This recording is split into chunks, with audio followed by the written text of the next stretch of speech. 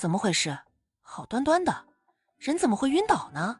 也不知道你有什么用，平时也没叫你干啥，就让你在家带个娃，也能带到医院里来。我也不知道啊，他抱弟弟的时候把弟弟摔在地上了，我就随便骂了他2句，让他在雪地里站一会儿。谁知道他就这么晕了。瓜婆娘，你把我儿子给这么小的娃抱，我一天的都没让你下，好吃好喝的供着你，你倒是会偷懒。我告诉你，我儿子要是有个什么3长2短，我跟你没完。啥？冯大宝，你想干啥？哪家不是姐姐带弟弟的？我就让他抱了会儿，怎么了？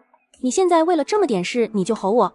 你别忘了，我才给你们冯家生了个大胖小子，你要跟我没完？倒是让我看看怎么个没完法。你是不是想让你儿子没妈？我也没想到那丫头怎么就这么死心眼，让他站在外面，他还真一直站着，最后送到医院来都休克了。医生，那赔钱，我孙女怎么样了？病人抢救过来了，病人长期营养不良，再加上受了冻，情况非常危急，幸好他的求生意愿很强，不然还真不一定能救下来。现在情况已经基本稳定了，家属去把费用结一下，后面再输一点营养液，观察一下就可以出院了。啥？这才进一趟医院，怎么这么多钱？还有这什么营养液？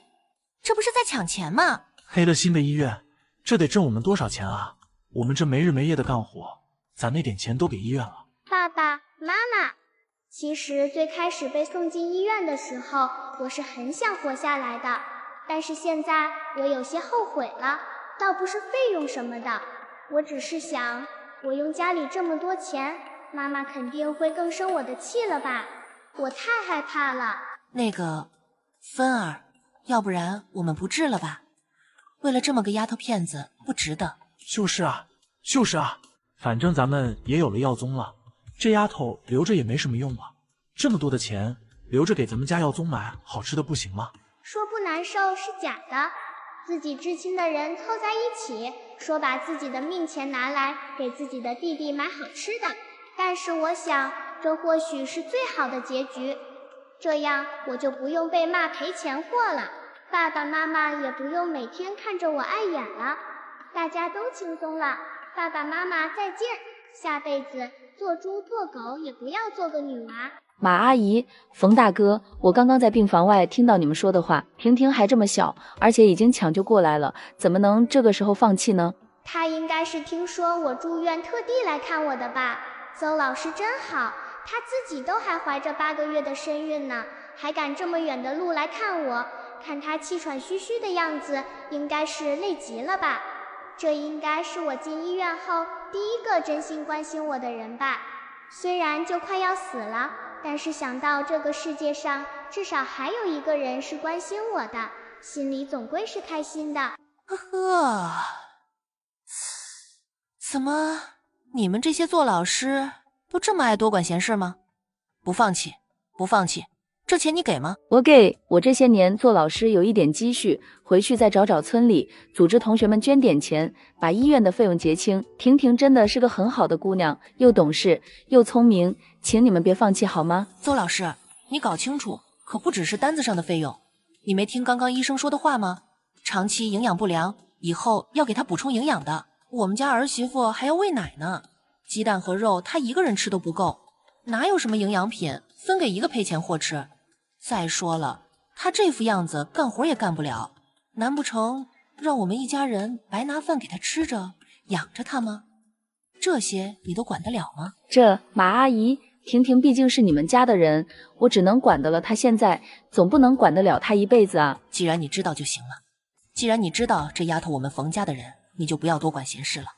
她是冯家人，是死是活我们说了算，跟你有什么关系？可她是一条性命啊，一条活生生的生命，你们怎么能什么丫头不丫头的？丫头就不是人了，丫头流的就不是你们冯家的血了，你们怎么能这么对她？她如果不是被你们这么虐待，会变成现在这个样子吗？你们就是杀人凶手，你们这是违法的。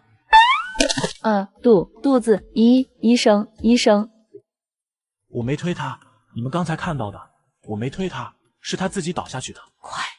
快走吧，万一这婆娘讹上我们怎么办？多管闲事的女人，让她走她不走，活该。听说邹老师这一胎是和先生努力了很多年才怀上的，要是因为我没有了，我就算死了也不安心啊。我们知道你很痛，但是你先别喊，现在你要蓄积体力，否则体力耗光了，孩子就不好生出来。糟了，产妇出血了，产妇大出血，需要紧急输血，孩子还没足月，怕是凶险了。保护孩子，先保护我的孩子。冯婷婷死后灵魂出窍，于产房外目睹周老师分娩大出血，孩子未足月，情况凶险。此时冯婷婷被周老师腹部亮光吸引靠近，胎心停了。陆永国只觉得眼前一黑，差点倒了下去。产妇的心跳也越来越弱了。你先别倒，孩子没了，以后还可以再要。现在最要紧的是雅倩，她现在正在关键时期，你可别在这个时候掉链子。你是个男人，先振作起来，雅倩还需要你。对，我是个男人，我一定要振作起来。我还要去做雅倩的后盾，还要去安慰她，照顾她。我现在倒了，雅倩怎么办？婴儿哇哇哭。生了，真是没想到啦，婴儿竟然活了过来，真是个奇迹啊！生了，恭喜啊，母女平安，是位很漂亮的千金呢，快抱抱孩子吧。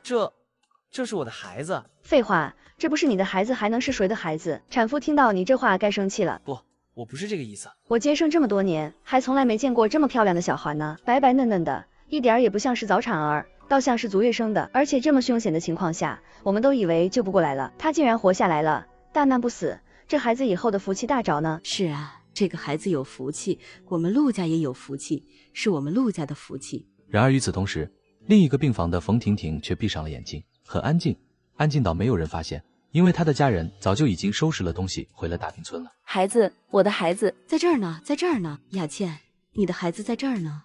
周雅倩知道，她才第一次和这个孩子见面，但是她好像有种特别的感觉，就好像她和这个孩子认识了很久似的。雅倩，辛苦你了，还好母女平安。你想好了给孩子取个什么名字吗？就叫安安吧。怀抱中的婴儿也听到了这个名字，他喜欢这个名字。上辈子他叫婷婷，是女婷的意思，是妈妈希望他能带来弟弟。这辈子他叫安安，是妈妈希望他平安健康，无病无灾。一想到这里，陆安安就由心的感觉到温暖。妈，我是不是看错了？我怎么觉得安安在对着我笑呢？刚刚出生的婴儿怎么可能会笑呢？雅倩，你是太累了，所以眼花了吧？可是我真的好像看见了。可能这个孩子也知道，到咱们家是来过好日子来了吧？王小平这话倒是说的不假，放眼整个大坪村，陆家的日子也不算差的。陆爸是村里的大队长，他自己也肯劳作。大儿子陆永国1.8米几的个子，一身的力气，再加上儿媳妇在村办小学教书，有工资补贴，就是家里的小子太多了。除了陆永国以外，底下还有陆永嘉、陆永昌、陆永胜3个儿子。妈，永国呢？哦，他去给你买鸡汤了。王小平的话刚刚说完，病房的门就被人从外头推开了，正是陆永国。快喝，雅倩，刚刚从第一食堂打的，还热乎着呢。妈，你也喝点。我不喝，我刚刚吃了2个白面馒头，饱着呢。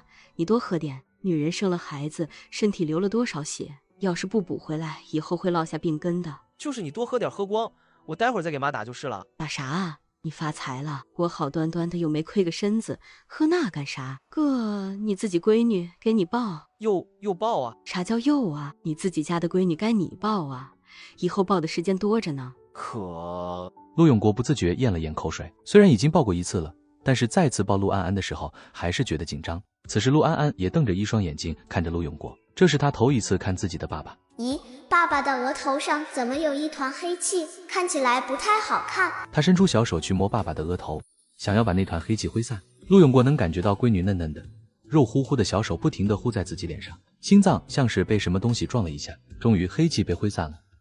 陆安安松了一口气。现在爸爸的额头光亮亮的，看着就好看。可是爸爸的脸色怎么变得越来越难看了？还是你抱吧。那个，我出去一会儿，看看有没有什么漏了的，再给雅倩买点回来。说完，迈着长腿朝着病房外头走去，留下病房内3个人一脸的问号。雅倩，你别跟他计较，他就是这个德行。其实心里头稀罕这个丫头着呢。我怎么会不知道她呢？如果不了解她，我当年也不会。是的，当初是周雅倩倒追的陆永国，这在当时还惹了不少笑话呢。从城里下来漂漂亮亮的知青，说什么也要嫁给一个乡下的糙汉子，但是周雅倩就像是铁了心一样，不管多少人追求她，除了陆永国都不嫁。抓上他，抓上他！啊！别过来，再过来，我就一刀捅死他！别过来，听他的，大哥，你别冲动，有话好说，你放了我吧，你放了我，我爸爸肯定会好好感谢你的。你知道我是谁吗？老子管你是谁，我劝你老实点，否则老子一刀扎了你。都到这个份上了，老子也不怕，告诉你，老子可不是没嘎过人。退，你们都往后退。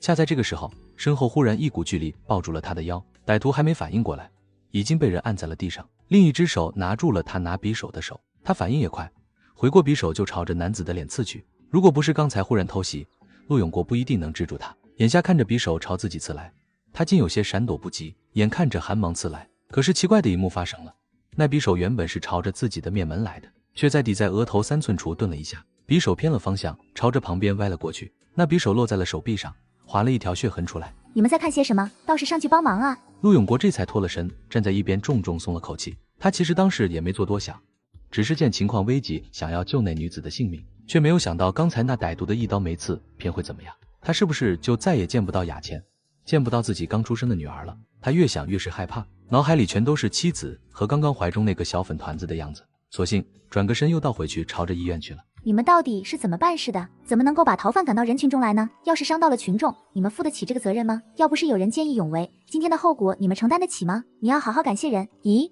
人呢？怎么走得这么快？我还没好好感谢他呢。你们等着，这件事没完，我一定会给我爸爸说的。原来这被挟持女子叫杨雪，好巧不巧，正好是市政法委员的千金，原本开开心心出来和小姐妹逛街的，谁知道遇到了这种糟心事。怎么回来了？怎么了？怎么流了这么多血啊？没事儿，我可以抱抱安安吗？刚刚不是不抱吗？现在怎么又忽然想抱了？周雅倩嘴上这么嘟囔着，却还是笑着把孩子递给了丈夫。没什么。陆永国低头看着怀中可爱的女儿，心里像是被塞了一块棉花一样，软软的，暖暖的，踏实的。我就是忽然很想抱她了。爸，今天要不是有人相救，我说不定真的回不来了。这些警察，你可一定要反映上去，好好给他们一个处分。哈哈，你说你是被人救了？是啊，那人为了我还受了伤呢。我本来是想好好感谢他的，可是一回头就找不到他了。他做了好事不留名。是啊，但是爸，你一定要叫人查，找到他。是该找到他，他这是立了大功一件。原来那歹徒还真是穷凶极恶之辈，手上好几条命案。陆永国这一遭不仅是救了他的女儿，还帮市里破了一件大案。我们不该让英雄埋没在人群之中，这样会寒了百姓的。邹雅倩出院那天，天上下了好大的雪，陆永国也不知道从哪里借来了一辆3轮车，又在车子上垫了好几层褥子。雅倩，马上就到了，怎么样，腰酸不酸？你垫得这么软乎，怎么会腰酸？自己老娘老胳膊老腿的抱了1天的孩子了，怎么没见他问问？果然儿大不中留，还是闺女好，闺女贴心。要是生个闺女的话，此刻肯定会关心我这个妈的。王小平这么想着，他望着怀中的孙女，越想越开心。那是什么？雅倩，妈，我去看看，你们就在这儿。不大一会儿，陆永国就回来了，满脸的喜色。雅倩，妈，你们猜那是什么？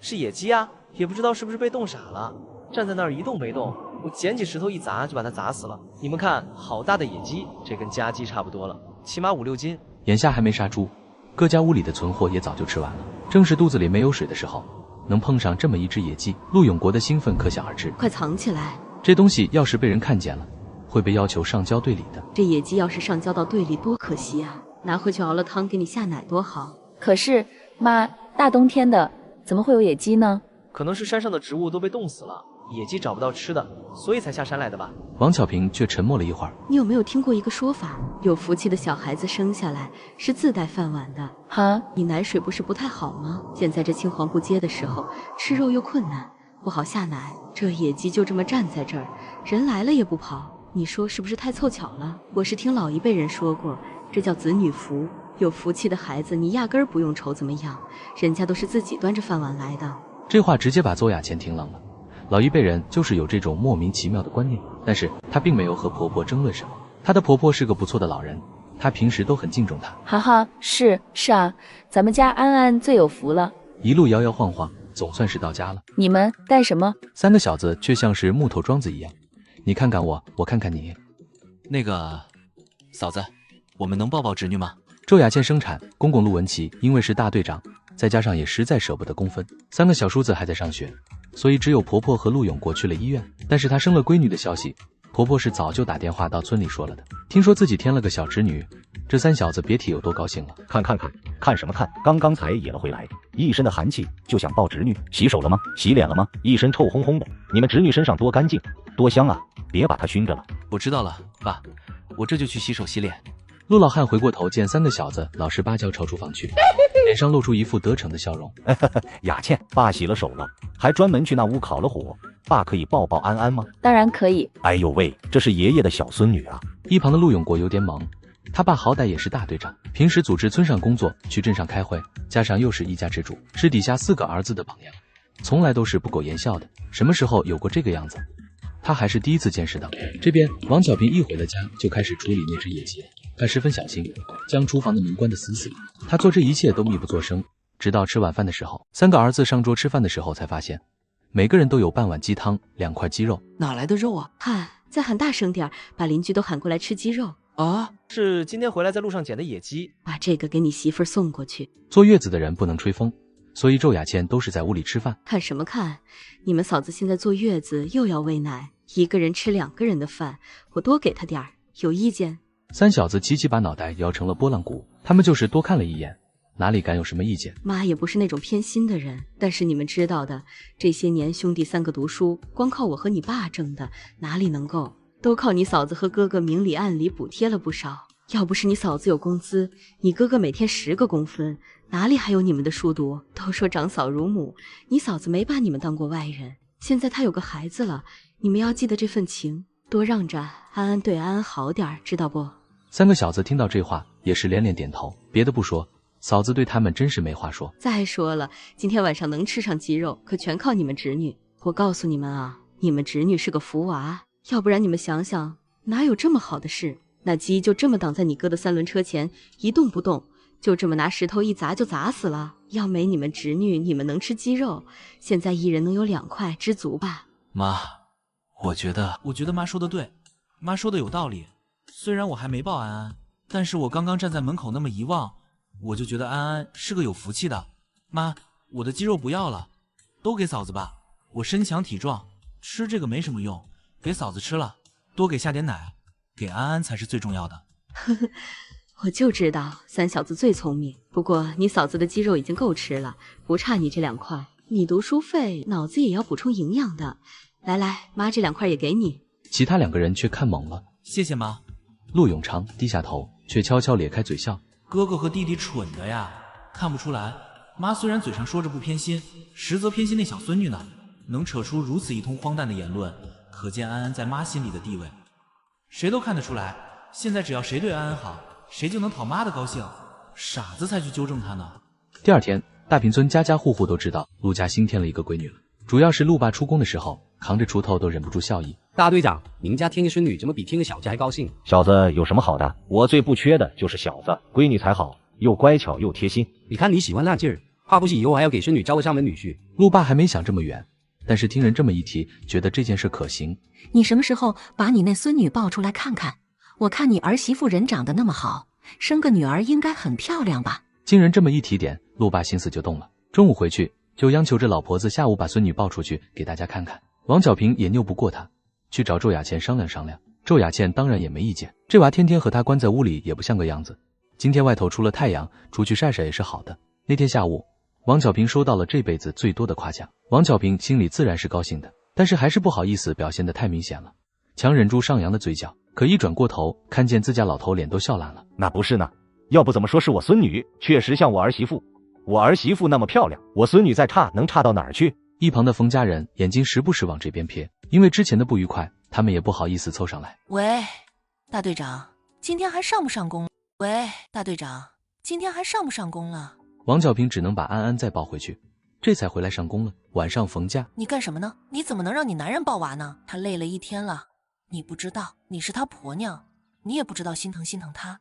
妈，我也没办法，我得吃饭啊，我还要给耀宗喂奶呢，要是没吃饱，耀宗就吃不饱。冯玉兰心里像是塞了一团棉花似的，堵在心里。以前吃饭的时候都是孙女婷婷在一旁抱着耀宗的，等大家伙都吃完了，她才去灶台边吃剩饭。现在婷婷不在了，真是哪儿都不方便。这儿媳妇可真是懒得够可以的，饭也做得不好，瞧着窝窝头，争得像个什么？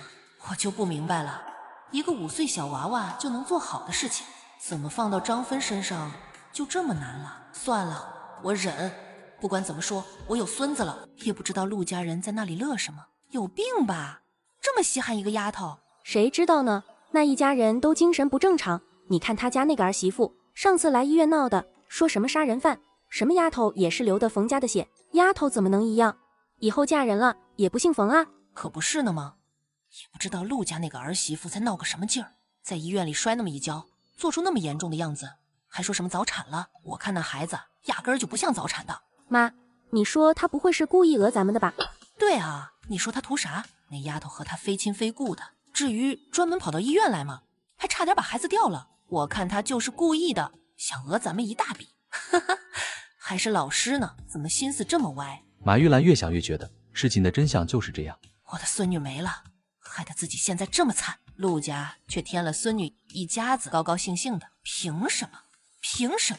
我不甘心，这陆家媳妇儿一脑子的歪心思，凭什么还能当教书育人的老师？马玉兰一夜没睡，第二天一早就去了镇里。下午，陆爸被镇里来的人带走了，说是要调查什么。这一走，天快黑了都没回来。陆家全家人都惴惴不安地等待着，连晚饭也没吃，一直到了天已经全部黑尽，陆爸才回来。喝坏了吧？今天有点事情耽搁晚了。妈，发生了什么事了？爸去镇上干什么呀？没什么事。唉，你爸3天2头都要去镇上，能有什么事啊？你别瞎操心了，安安心心坐月子才是。妈，我是在坐月子，又不是瞎了。今天一家人这个样子，我又不是看不见，到底是什么事啊？为什么要瞒着我？我也是陆家的一份子啊，我一直没把自己当成外人，为什么家里出了事要把我撇在一边呢？王小平听着儿媳妇这话，安静了片刻。唉，其实这个事情本来也瞒不住你的，我是想着你现在不该操心，所以想着等你做完月子之后再告诉你的。你在村小学那个工作，之前不是你爸爸给你介绍进去的吗？你知道的，上头一直都有文件，说是要发展农村教育，说是要重修新小学，还要指派2个老师下来，村里也有转正指标。前段时间你公公一直在跑这件事，你本来是很有希望转正的，但是现在上面接到群众举报了，说你公公以权谋私，利用自己大队长的身份才让你当上老师的，而且还说你品行不端正，不配当老师。今天就是把你公公叫到镇上接受调查了，至于后续如何，还要等进一步的调查。应该明天村上就会开会通报这件事，到底结果会怎么样，会不会影响你公公的工作，也不知道会怎么样。什么？怎么会这样？我都已经教了这么长时间的书了，从来都没有人说过什么呀。而且不光是学生，还是学生家长都很喜欢我的，怎么忽然会……唉，是有人有心使坏呗。虽然这次举报是匿名举报，但是从公分记录上来看，今天只有冯家那个老婆子马玉兰请了假，而且有人看到她去了镇里，镇上的人下来说的事情也是这个，说你作为老师以权压人，管别人家的私事，害死了人家的孙女。什么叫我害死的？明明是他们差点让我流产，我没有计较，他们怎么能恶人先告状呢？周亚谦怒从心起，不过愤怒之后又觉得愧疚。妈，对不起，我没想那么多，当时就一心想着就停去了，我也没有想到那家人竟然这么恶，倒打一耙，还连累了爸的工作。早知道是这样。你在胡说什么？什么叫连累？一家人哪有什么连累不连累的？再说了，冯家人当时那么对待那个孙女，村里人谁不知道啊？别说是你了，我当时要是看到了，我也不可能不管啊。那小姑娘活着的时候不当回事，现在死了，他们倒是当块宝了。话是这么说，但是周亚谦还是抵不住愧疚。王巧平有些急了。你瞧，我就说不给你说吧，坐月子的人怎么哭的？你别想那么多了，事情不是还没到那一步吗？上头不是还得来调查吗？那就让他调查呗，到时候就来村里问问，你教书教得那么好，谁敢说个不字？冯家人那副做派，村里人都看在眼里呢，人人心里都有杆秤，公理自在人心，你怕什么？周亚倩一向心思很单纯，婆婆这么说，她就真这么信，心情总算好点了。谢谢你啊，妈。一家人谢来谢去的干啥？原本周亚倩因为举报的事情忐忑不安，有了婆婆的宽慰，心里也算宽松了不少。然而周亚倩这边才刚刚太平，婆婆那边却不太平。快去，你妈和人打起来。我哪里搞错了？你们家本来就走的后门，你儿媳跑到医院来管我们家的闲事，谁知道安的什么心思？还好我们跑得快，不然就被你们讹上了。这样的人怎么配当老师？这么缺德，活该生个丫头片子。王巧平本来还有些理智的，一听冯老婆子说到自己孙女身上了，顿时血脉上涌，走上前去，一巴掌打在冯老婆子脸上。老东西，你说谁呢？就骂你呢？怎么了？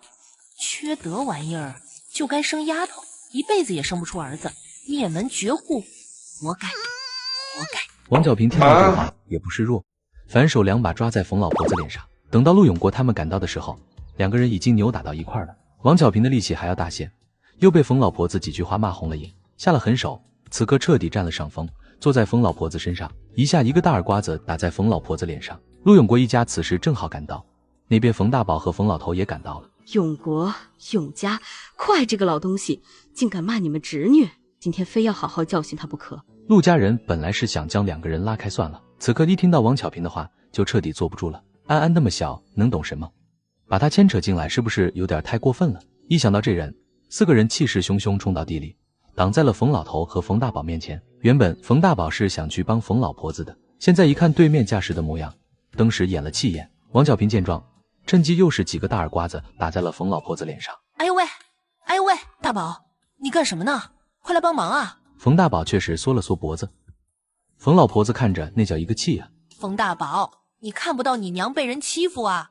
动手啊！妈，他们人多，万一把我打出了，好歹怎么办？我可是你的独子啊！我要是出了3长2短，你就没儿子了。冯老婆子听到这个话，一个白眼差点气晕了过去。这个儿子关键时候一点用处没派上，还不如没儿子呢。这边王巧平终于打累了，松了手坐在了一边。妈，你没事吧？你看，冯老婆子刚刚开口，忽然感觉到鼻子下头一股温热，一把摸过去，竟然是满手的血。你们……冯老婆子看向王巧平，正想要说什么，忽然看见远处来了一群人。请问这里是大平村吗？是啊。请问陆永国一家在什么地方？找我有什么事吗？你就是陆永国。同志，我们找你很久了，你知不知道？找我干甚？你立大功了。你前段时间不是协助警察抓了一个人吗？那人可是市里抓了好久的死刑犯，身上背着好几条命案，而且你救下的那名女子也是政法委员的千金。你是人民英雄啊！杨主任特地嘱咐我们，一定要找到你，要好好报答你。什么？陆永国成人民英雄了？赵镇长，陆队长。赵镇长看到陆爸，脸上的笑容十分亲切。陆爸在队上的工作一直做得不错，不管是生产交粮还是知青接待，都是附近几个村做得最好的。再加上现在又出了一个陆永国，更是给镇里面长了脸。现在见他是越看越满意。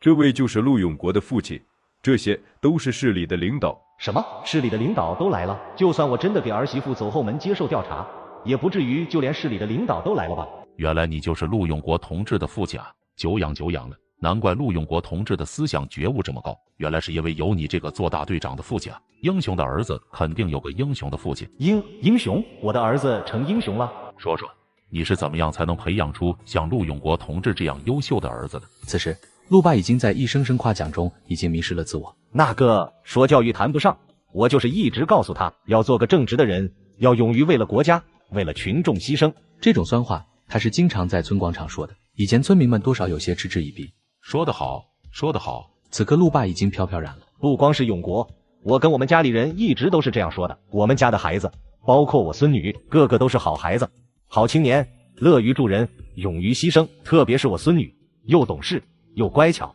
一看就是国家的好栋梁啊！是这样啊。一旁的村民白眼都能翻到天上去了。这陆文琪真是能扯，别人也就算了，他那个孙女连月子都还没出，他是怎么看出来乖巧懂事？市领导们还送了200块钱奖励和一面锦旗，上面写着见义勇为4个字，村民们眼睛都看直了。那可是200块钱啊！我看你体力不错，市政楼下传达室还缺个保安，等转正后1个月30块钱的工资，不知道你愿不愿意干？愿意，只是我媳妇才刚刚生产，还在坐月子，现在身边离不得人，我能不能过段时候再来报道？那当然没问题，你好好陪孩子，什么时候来都行。下午这件事就像是长了翅膀一样，传遍了十里八乡。陆永国成英雄了，市里面的领导亲自到乡里来找他，不仅送钱送锦旗，还给安排工作，1个月30块钱的工资。陆家这日子以后怕是要起飞。回到家里，陆家人针对陆永国的事情开了个家庭会议。对了，妈，这个钱你拿着。你干什么？我前几天才说了，不用上交家用的，你们只出你们那部分生活费就行了。前段时间是前段时间，现在是现在。是啊，妈，你就收着吧。我知道先前我丢了工作，你怕我们日子紧，所以才说不用我们钱的话。现在不一样了，现在我们有宽裕的了，那就自己攒着。不过我拿50好了，马上要过年了，今年咱们家添了人口，永国也有了工作，双喜临门，拿这钱去买点年货，咱们好好过个年。你们看着没？这是你哥哥死里逃生的卖命钱，都要想着你们，想着这个家。你们上哪儿去找这么好的哥哥，这么好的嫂子？你们知道怎么报答吧？妈，你这叫什么话？别说大哥拿钱了，就算是大哥不拿钱，难道我就不知道对安安好了？安安是我的第一个侄女，而且又这么可爱，你叫我不疼她都不行，我都把她当自己的孩子看。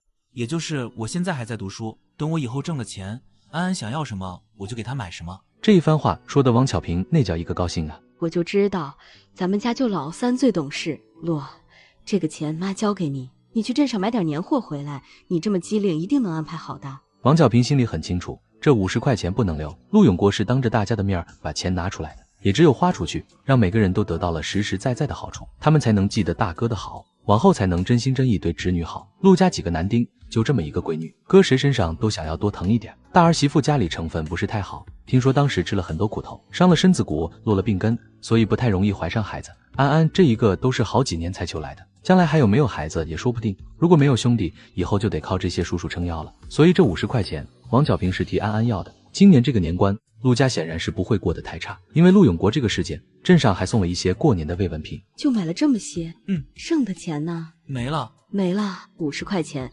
你就买了这点东西，你干啥了你？是不是被人骗了？西西，剩的钱我买了这个。这是个啥？这个叫麦乳精，这个是给安安吃的。别看这小小的一罐，40块钱呢。你说就这个小破东西40块钱，永昌，你说你干的这叫啥事儿？拿钱是让你去买年货的，你花40块钱买个这个，这个吃了是能成仙还是上天啊？哥，你懂什么？这个喝了好，我看城里的有钱人都喝这个。老三，你说这东西吃了真有这么好？那当然，我们班上有个同学家里有钱，他说他弟弟就一直喝这个，长得又白又胖的，才3、4岁，他都快抱不动了。真的啊？那我现在就去兑给我孙女喝。说完，抱着那罐麦乳精就兴冲冲往厨房去了。这边陆安安才刚刚睡醒，睁开眼睛就看到了奶奶龇牙咧嘴的笑脸。不光是奶奶，依次排过来还有爷爷、二叔、三叔、四叔，他们都在看着自己，就挺毛骨悚然。爷爷的小孙女醒了，说着就要伸手去抱。什么爷爷抱？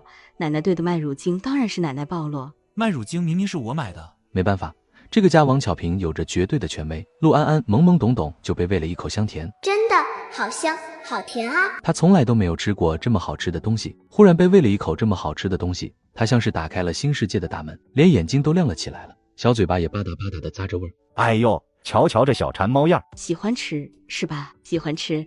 奶奶的小孙女喜欢吃麦乳精是不是呀？三小子，这东西买得好，买得好。周雅倩半靠在床上，看着这一幕只觉得哭笑不得。妈，40块钱呢，你还觉得买得好啊？怕什么？家里又不缺过年货了，镇上不是送了很多东西来吗？什么都不缺。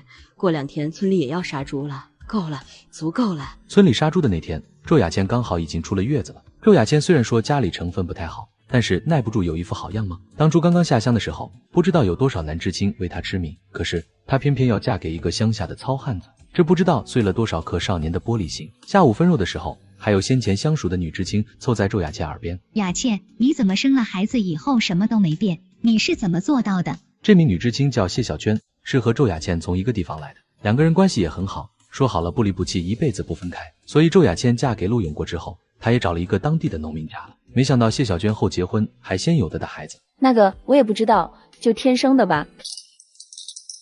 除夕夜子时，也不知道是不是鞭炮声太吵了，原本睡得安稳的陆安安竟然也睁了眼睛，她倒是没被吓着，眼珠子滴溜溜的转。安安醒了，咱们家安安也是会凑热闹的，是不是？这是咱们安安过的第一个年呢。陆安安却目不转睛地望向窗外，眼神亮晶晶的。这当然不是她的第一个年了，但是前世每到过年这一天，她都是最难的。每到这一天，她都要很早起来干活，要把家里家外都打扫干净，要烧火做饭，但她却不能上桌子。以前没有弟弟，爸爸说这么多年也没有个儿子，走亲戚都抬不起头来。每当听到这个话，她连大气都不敢出，就好像这件事儿都是她做错了一样。到了晚上也不会让她进屋睡，都是让她睡在厨房，她只能在厨房吃点冷馍，就点饺子汤。现在她也有了妈妈的拥抱了。原来错的不是她是个女娃，错的是从前那个妈妈根本不爱自己。年后是村里人一年到头难得的休息时间，陆永胜这几天跟着大家进山，可有不少收获呢。可是今天早上，陆永胜整装待发想要进山的时候，安安却发现他额头上竟然多了一团黑气。啊！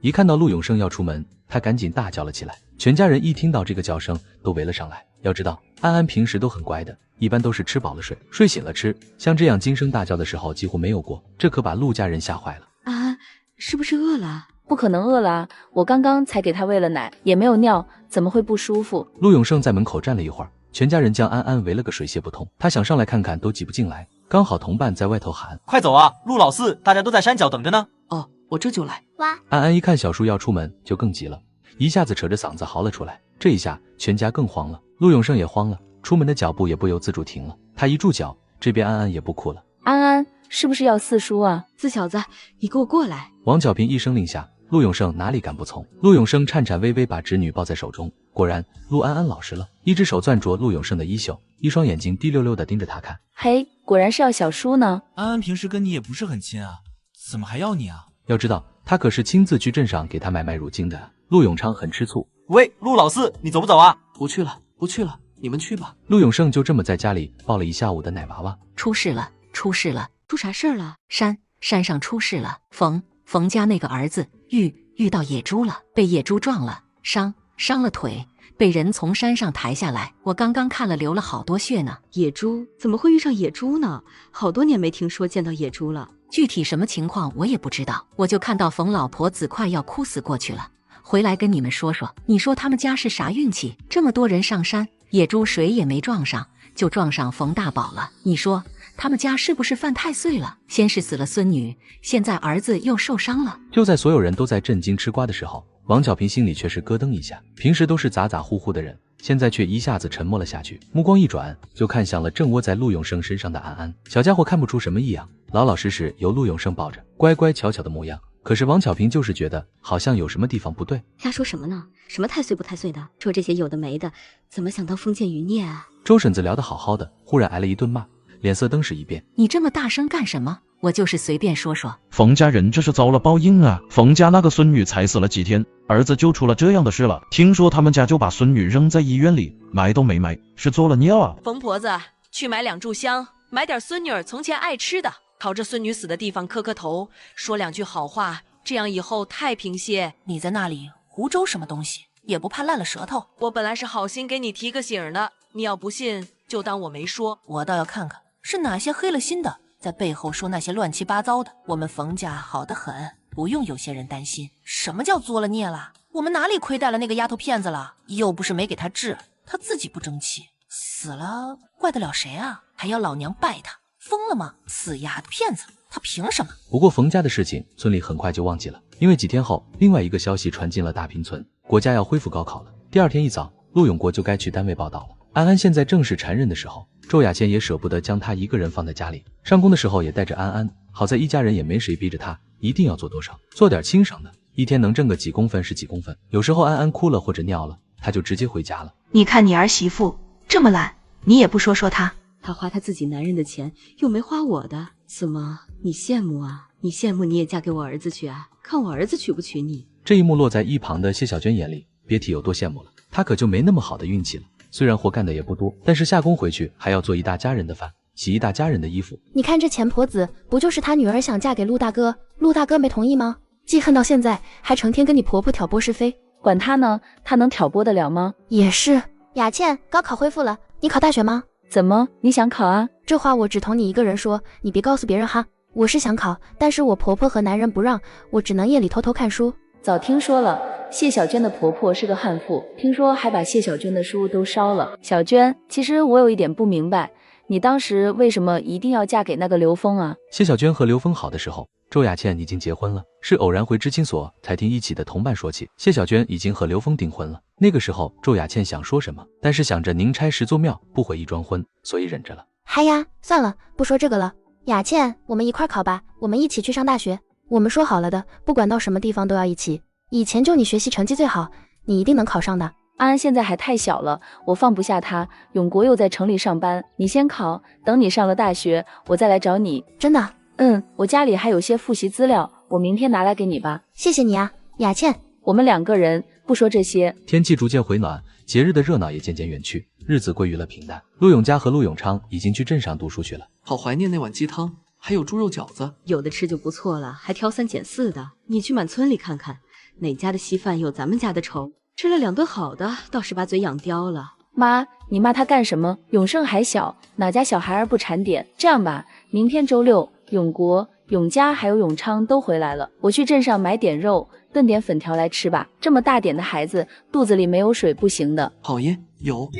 陆安安坐在妈妈的怀中，安安静静地听着他们说话，她也不明白肉是什么味道。上次捉到野鸡的时候，他还太小，也没吃上。但是他很深刻地记得有一次，以前的那个爷爷在山上打了一只野兔回来，全家人都吃得满足，就连他也分到了1碗汤。他为什么记忆这么深刻？就是因为那碗肉汤实在太香了，香到哪怕他已经投胎转世，记起那碗肉汤的味道还意犹未尽。好想再吃一碗兔肉汤啊！想着想着，他居然还咂巴了他那水润的小嘴巴。呵呵，小馋猫在想啥呢？安安被人戳破，有些不好意思地把脑袋往周雅倩的怀里埋。半夜月亮都没了，天光漆黑一片，忽然窗子外头出现了一个黑洞洞的影子，那影子就在窗子外头走来走去，发出了窸窸窣窣的声音。周雅倩吓了一大跳，噌的一下从床上坐了起来，随手摸了一个放在床脚边的锄头。这段时间陆永国不在家，村里多多少少会有单身的男人来找他的麻烦，要不是忌惮陆家4个男丁，还有他那当大队长的公公，说不定有些人真能干出些违法乱纪的事情。周雅倩哆哆嗦嗦地出门，对着那个黑影就狠狠一锄头铲。咦，只见那空地里站的竟然是个兔子，好肥的野兔子，白白嫩嫩，瞪着一双圆滚滚的眼睛，滴溜溜地看着他，一看就很好吃。第二天一早，周雅倩便将那只兔子拿给了王巧平。刚刚起床的陆永胜一到堂屋，看见这么大只兔子，还以为是自己起猛了。野兔哪来的？嫂子，你打的吗？嫂子，你竟然会打野兔？嫂子，你是咋打到的？然而陆永胜一个个问题砸过来，周雅倩神色却有些犹豫。你还愣着干什么？还不去上学？哦，上学。等陆永胜走了，王巧平看向周雅倩的神色多了些紧张。雅倩，你老实跟妈说，这兔子到底是怎么得来的？妈，我是不是安安？周雅倩心里咯噔一下。妈，你也看出来了，我一直觉得这个想法很荒诞，我不敢往那方面想。但是昨天晚上我一出门就看到野兔站在那儿，上次野鸡是个巧合，但这我知道，上次冯大宝出事我就有猜到。你想想，平时好端端的，怎么冯大宝出事那天早上，安安就忽然又哭又闹的，一定不要四叔出门。后来我想了一下，四小子那么皮，凡事都要冲到最前头，那天如果他上山去了，出事的肯定会是他。周雅倩只觉得一颗心扑通扑通的跳。妈，那我们该怎么办啊？什么怎么办？我只知道安安是我的孙女，是我们家的心肝宝贝，其他的和我有什么关系？对，安安就是安安，是我的女儿，不管怎么样都是我的女儿。雅倩，你别太担心了，你看安安来我们家半年，又是野鸡又是野兔的，家里的灾事都逢凶化吉了，这说明啥？这说明是福不是祸。安安她就是个福娃啊，以前妈不是说过吗？老一辈传说有福的孩子是自己带了饭碗来的，说不定这个说法就是真的呢。妈，你说的没错，我生安难产，大家都以为我们母女俩活不成了，结果我们母女平安，大家不都说了吗？大难不死，必有后福。对啊，安安能到咱们家是咱们家的福气，是咱们做了好事的好报，只不过这件事咱们2人知道就行了，可千万不要对别人说，就连家里的其他人也不能说。这件事要是传出去了，到底会有什么影响，他们谁都不知道。她是安安的妈妈，她唯一的希望就是安安平平安安健健康康的长大，她怎么敢让自己的孩子有一丁点的危险？其实此刻躺在床上的安安早就已经醒了，她默默地听完了奶奶和妈妈的对话，她心里舒了好大一口气。晚上在外工作和在外读书的全都回来了，王巧平杀了那只兔子，给全家人打牙祭。安安吃了一口就觉得打开了新世界的大门，这比上一世吃的那半碗冷兔肉汤可大不一样。这小模样把全家人都逗笑了，整整1碗汤下肚，他满足地打了个饱嗝。这辈子最幸福的事情就是能吃饱了，真希望以后天天都能吃好吃的。可就在全家人吃得高高兴兴的时候，陆永嘉却一副奄奄的模样。我吃饱了，回屋休息去了。永嘉，王巧平在他身后叫他却像是没听到一样。永嘉，怎么了？怎么跟丢了魂似的？怎么才吃这么点？是兔肉不好吃吗？没有，我只是有些累了，想回屋歇会儿。这孩子怎么了？谁知道呢？先前还好好的，还说什么恢复高考是好事，这样就可以全凭自己本事，不用担心举荐的事儿了。而且为了他专门考试，现在地里的活儿也一点没让他做了，是不是压力太大了？可能是吧。你回头跟他说说话，别给自己太大压力了。那大学考得上就上，考不上就不上呗。回来种地就不活人了，回头别把人毒傻了。可是我听说永嘉的成绩不是一直不错吗？老二这个人啊，他就是这样，啥都好，也听话，读书也争气，就是啥事儿都闷在心里，早晚也该闷出毛病来。然而家里人并不知道，陆永家谈了对象，而且是整整3年。那个姑娘名字叫做何小曼，父母都是城里的工人，家境好，人也漂亮。她知道自己的出生配不上何小曼，也不敢坏了她的名声，从不敢将彼此的关系告诉别人，甚至连家里人都瞒得死死的。他们说好了，等考上大学的时候就将对方带回家，将这份感情昭告天下。不曾想让他撞见了何小曼靠在别的男人身上，那一刻他的梦碎了，他食不下咽，夜不能寐。这一晚他辗转反侧难眠夜。第二天早上吃早饭的时候，陆永胜忍不住抱怨：哥，你昨天晚上在干什么？一晚上都翻来覆去的，害得我都没睡好觉。一句话让原本正在吃饭的陆家人集体顿了一下。去，吃饱了没？吃饱了跟你爸上工去。今天要是干不了5个工分，就别回来。妈，你怎么老是骂我？怎么想下次改奏的？其他人吃了早饭也纷纷去上工了，除了陆永家和周雅倩。周雅倩原本是要去上工的，却被陆永国按在了家里。等一家人都走了，周雅倩端了2个煮鸡蛋放在了陆永家面前。嫂子，你这是？你平时读书费脑子，吃2个鸡蛋补补。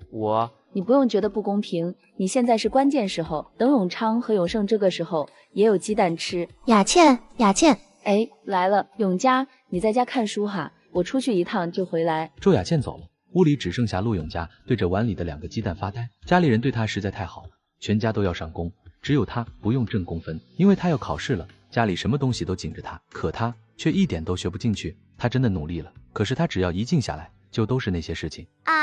是安安醒了。陆永家听到声音，赶紧跑了过去，看见了，是二叔。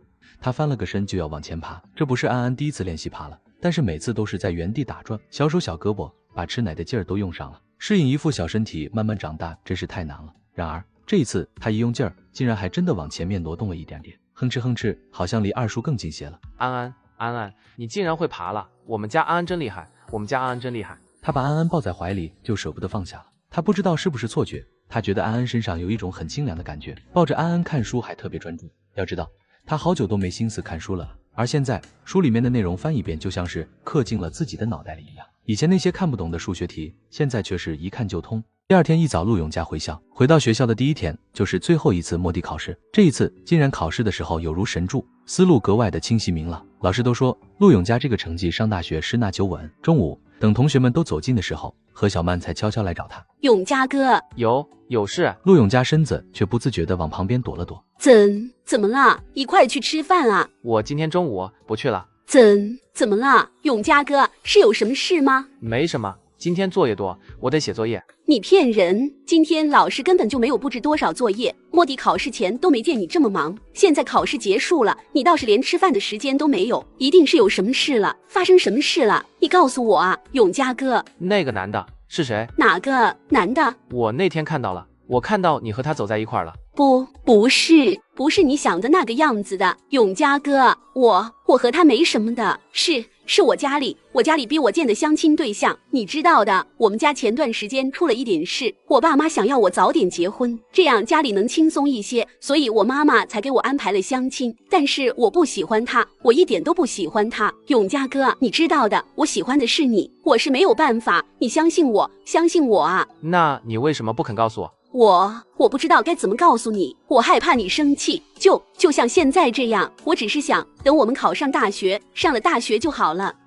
我想我们这段时间先冷静一下。可是陆永家却没有想到，他第二天晚上就见到那个男生。我警告你，离何小曼远点！你算是个什么东西？也不撒泡尿照自己，一个乡下的泥腿子也配纠缠小曼？癞蛤蟆想吃天鹅肉！我告诉你，我和小曼已经订婚了，你要是再敢纠缠她，我就到警察局告你流氓罪。陈四，永嘉哥，你们在干什么？住手啊！小曼，这到底是？陆永嘉，你不要再纠缠我了。什么？我什么时候？我已经说过很多次了，我们不可能的。你想你是什么身份，我是什么身份，我怎么可能答应你的追求？现在我已经有陈四哥了，他的父母都是高干，方方面面都比你强了不止一星半点，你还是死了这条心吧。陈四哥，我们走吧。所有人都走了，只剩下陆永家一个人站在了黑暗中，像是苦笑又像是自嘲。可是他没想到，周六的那天下午，何小曼又来找他了，他是来还笔记本的。送你了，或者你丢了也行。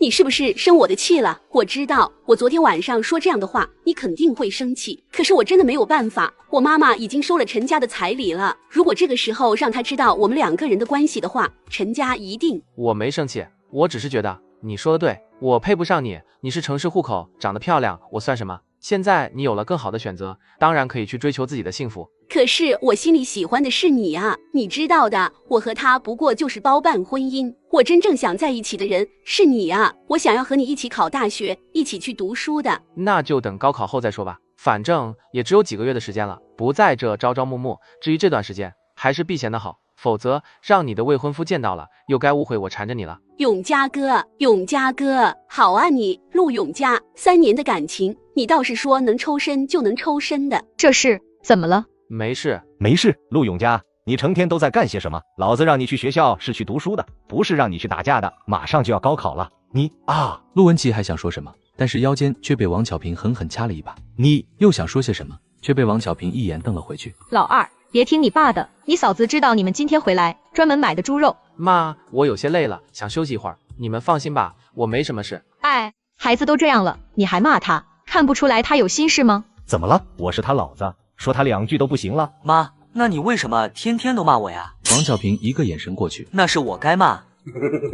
妈，你别太担心了，老二做事一向是有分寸的。而且前段时间我路过他们学校，特地去看了他们贴出来的榜单，老二又是考的第1名呢。越是这样，我才担心。永嘉这孩子打小就是这样，有什么事都不跟我们商量，又容易一根筋。他们都说学习越好，性格越文静的孩子心事越重。现在马上就要考试了，我就害怕他在心里闷出个好歹来。要不然这样吧，明天我和永国到城里去一趟，了解了解，看看永嘉到底在学校里发生了啥事，或者找老师问问情况，咱们心里有个底，也放心些。这是一个超级大绿茶，为了有吃有喝，竟然吊着一个老实又傻乎乎的小子3年，期间又收了其他人的彩礼，订了婚。谁知道无意间被傻小子碰见了此事，就此闹掰了。可是没想到，这个绿茶家里竟也不是个省油的家庭。第2天一早，陆永国骑上陆文琪的自行车，就带着周雅倩进城了。陆家人都要下地干活，只有陆永嘉一个人在家，带安安的任务自然就落在了他身上。陆永嘉并不知道家里面的人干什么去了，但是他不反感带小团子。陆永嘉，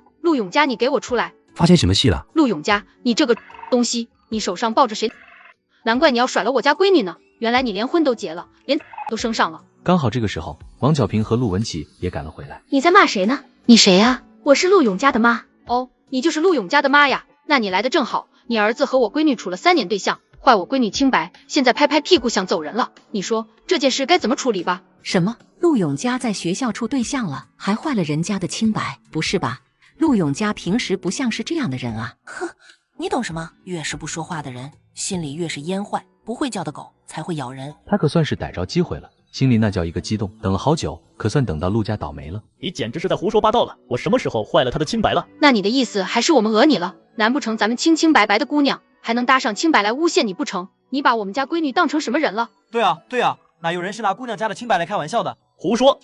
你们别听他胡说八道了，我没有，我从来都没有。你说天理昭彰，这么多人看着，你说我陆永嘉到底有没有对不起过你和小曼？我真的没想到你是这样的人，陆永嘉，你害得我好惨啊！你不是说过你要娶我的吗？陆永嘉听到这个话，只觉得一瞬间天旋地转，那手上的安安差点都落在了地上。何小曼，你好得很。呵，你听到了吗？我女儿亲口说的，难道有假？我女儿可是高中生，马上就要考大学了，人长得漂亮不说，成绩又好，品学兼优，现在被这么一个臭小子毁了，你们说该怎么办吧？那啥，咱们进屋去说这事儿啊，要真是我们永嘉做的，我们都认。都说家丑不可外扬，你瞧，2孩子都是同学，若真是成了，咱们说不准还是亲家呢。自家人的事儿，咱们自家关起门来说。什么亲家？谁跟你是一家人？少给自己脸上贴金了。你瞧瞧你家里这个样子，一群泥腿把子，还想娶我家女儿？做梦也不知道这臭小子用的什么办法，才把我们家小曼骗得神魂颠倒的。我告诉你，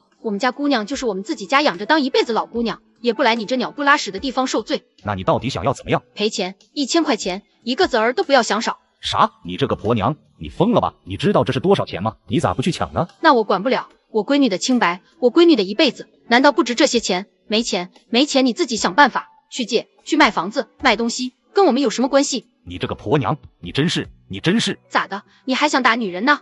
我们家永嘉就不可能做出这样的事，看你们是女方，不好意思点破了，你还在这儿蹬鼻子上脸。什么叫不好意思撕破脸？本来就是你们做的事，还能不认？好啊，你不想给钱吧？那咱们就报乌尔乌，去找公社，去镇上，我倒要看看这世上还有没有天理，有没有理法。到时候我看看这陆永嘉的大学还能不能上了，你这队长还当不当得上？你算了，大队长你就认了吧，1000块钱我们想想办法给救了。这年头，流氓罪可不是开玩笑的，是真的要吃枪子儿的。1000块钱啊，这钱也来得太容易了。来，既然陆家不肯给钱，那咱们就自己动手搬。哥哥、叔叔们，咱们进屋去，看见什么值钱搬什么，不为小曼讨个公道，他们真当咱们娘家没人。这是在做什么？永国，你可算回来了。这些人是要来抄家的。抄家？为什么？你就是和小曼是吗？啊，是你带的人来砸的我们家。你又是哪里窜出来的野女人？我告诉你，陆永家毁了我家姑娘的清白，这是他应得的。切，毁你清白和小曼，我想你应该见一个人。王坚，你该出来了。王坚听到这个名字，何小曼的心中忽然咯噔了一下。只见一个20来岁的男人一瘸一拐地走了出来。何小曼，你这个贱人，你还有脸在这里祸害其他人？你想干什么？你是什么人？对呀，这人谁呀？哼，我是谁？我是何小曼以前处的对象。村民们一下哗然。这个年头，大家的观念大多保守。如果说何小曼只是被陆永家毁了清白，那大家同情何小曼；如果她一个姑娘处了2个对象，那性质可就不一样了。何小曼就是小可爱，我原本是钢铁厂的技术工人，前途一片大好。可自从认识了这个女人，我把我每个月的工资就交给了她，她竟然都花光了。这还不算，事情败露，她带着一家人到我厂子里头闹，得了一大笔钱。就是因为这个，我工作没了，坐了牢，还被人打断了一根脚。没想到我刚刚放出来，她又在这儿骗人了。大家可别被她这个样子给骗了。他就是表面看起来清纯，说什么自己是高中生，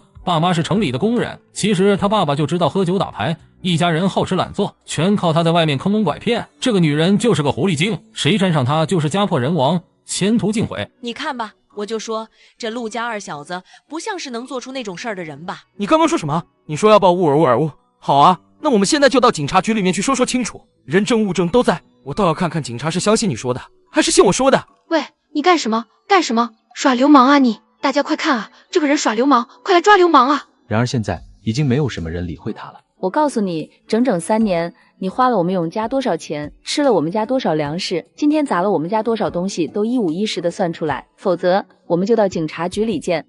妈，这件事不能闹大了，要是被陈家知道了，赔就赔。老四，去房里把纸笔拿出来，写个欠条。等等，还要写欠条？那不然呢？口说无凭。你们一家人这么没脸没皮的，谁知道以后会不会赖账？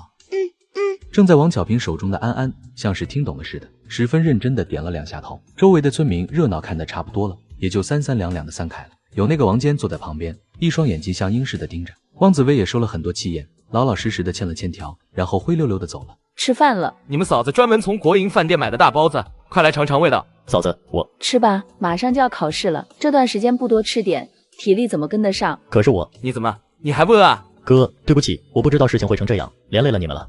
一家人说什么连累不连累的话？你是我王巧平的儿子，是陆家的小子，你有啥事就是陆家有啥事，咱们一家人谁都不准说连累的话。你说你也是，有啥事也不知道跟家里人说一说。你才吃几年大米，是这些人的对手？那小丫头的道行，你不栽跟头都不行。陆文琪念叨着，忽而发现都没人说话了，一抬头看见家里人都盯着自己。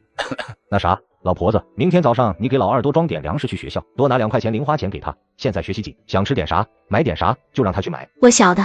日子过得很快，由于今年是第1年恢复高考，恰好在这个时间里头，安安学会走路了，全家都很高兴。陆永家从学校来电话了，说是到高考那一天，希望家里人去，点名道姓，特别是安安。好端端的，为什么要安安去？我也不知道。可能是想看看安安吧。前段时间让永家带安安、叔侄2个人的关系好着呢，我们家安安也很喜欢二叔，是不是？安安听到了妈妈的话，重重点了2下头。去吧，我和雅倩带着安安去，你找村里开一个介绍信，咱们在外头住1天旅馆，这是老二人生中的大事，他难得主动提一回要求，咱们做父母的该支持还是得支持。陆永家放学来到旅馆，看到桌子一堆东西，傻眼了。妈，你拿这么多东西干什么？我在学校里也不缺吃的，怎么吃得了这么多？我其实就是想看看你们，看看安安，没别的意思，主要是想看看安安。这么短时间没见，安安又重了一些了呀。把安安抱在怀中，果然又有了那种清凉之感，整个人的神思都清明了不少。安安却也看见二叔分明是红光高照的额头，却莫名被一团黑气挡着了。他现在已经长大了，不再是几个月的小娃娃了，手已经十分有准头了，3下5除2就把那团黑气拍干净了。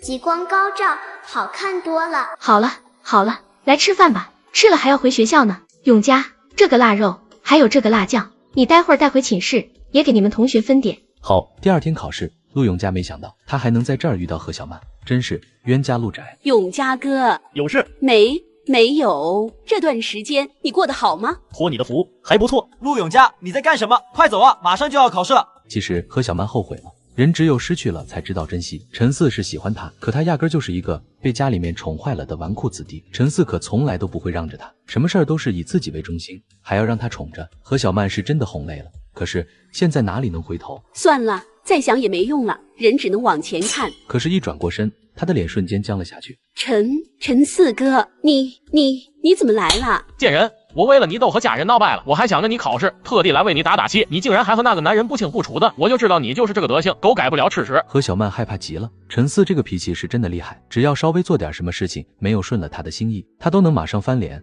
一冷就会冷他好几天。不是你看到的那样的，我亲眼看见的，你还敢说不是？你这个撒谎成性的女人！是他缠着我不放的，我没有，真的，当然是真的了。陈四哥，你想想，我现在已经有你了，为什么还会想着他？他哪一点比得上你啊？陆永家从前就对我纠缠不休，现在只不过是还不死心罢了。我知道了，你先去考试吧。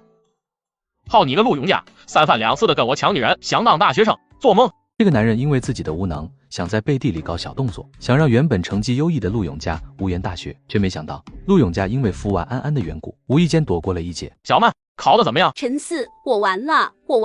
怎么会？我不知道为什么，考试考到一半，我的肚子就特别痛，一整场考试我上了好多次厕所，连题都没有来得及好好做，还被老师怀疑是什么？你说拉肚子的是你？你是不是又和陆永家见面了？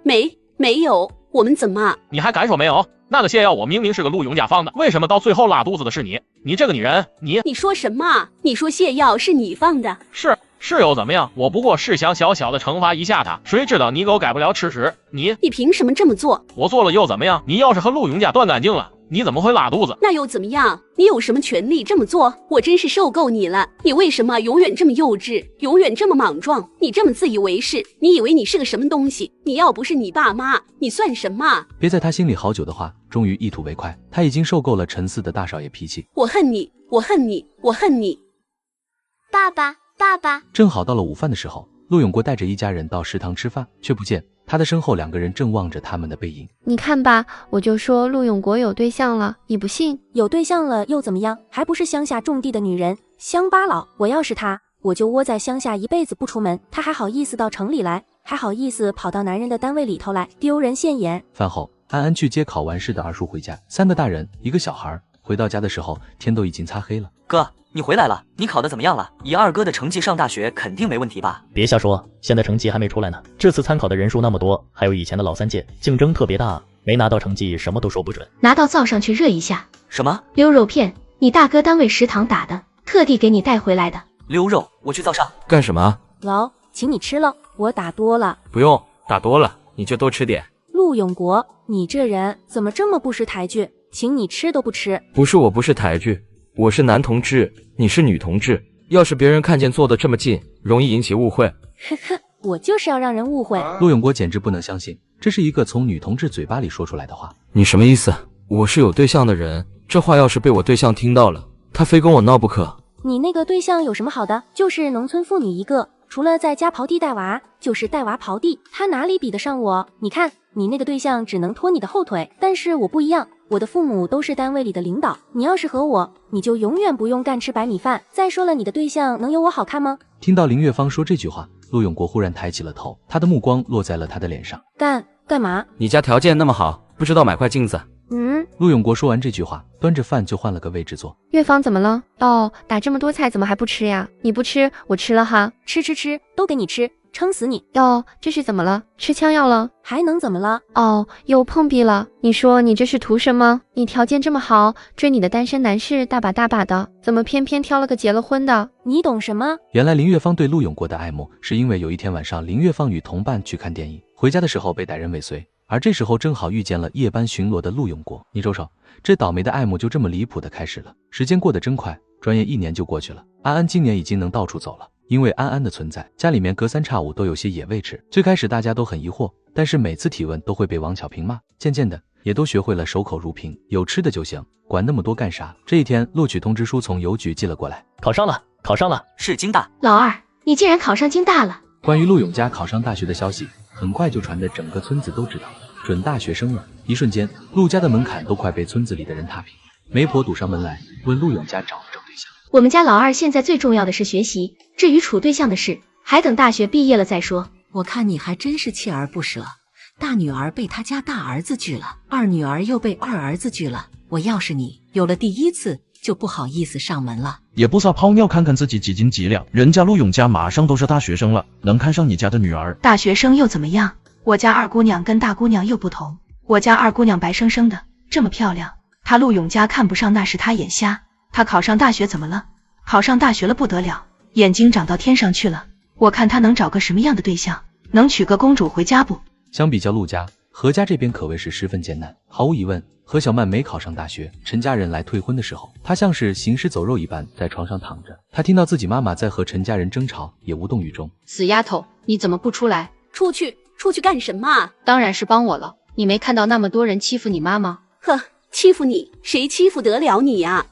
那你说这事儿怎么办呀？什么怎么办？赔钱呗！你没听陈家人说什么吗？他们不会放过咱们的，到时候打官司，一个都别想跑。陈四他爸爸手段可多着呢，你还以为像王坚、像陆永家那样，随便你撒泼打滚就糊弄过去了？还钱？我现在哪有钱还给他？那不然就去坐牢。小曼，要不你再在陈四身上想想办法。他想什么办法？我看着他是对你动了真心的，刚才在客厅眼珠子到处看，我觉得他是在找你的。那又怎么样？你哄哄他。怎么哄？哄不好。你傻呀，这天底下没有哄不好的男人。你想想陈四和你处对象最想要的是什么？你要把生米煮成了熟饭，那陈家还敢退婚吗？他们家可都是正经单位的，到时候你这个儿媳妇，他们认也得认，不认也得认。什么？他怀疑自己是不是听错了，他的亲生妈妈在教唆自己和别人做那事。他张开两只手抱了抱丫丫。抱抱。这个男人是全村里唯一考上京大的男人，在学校里基本没什么社交，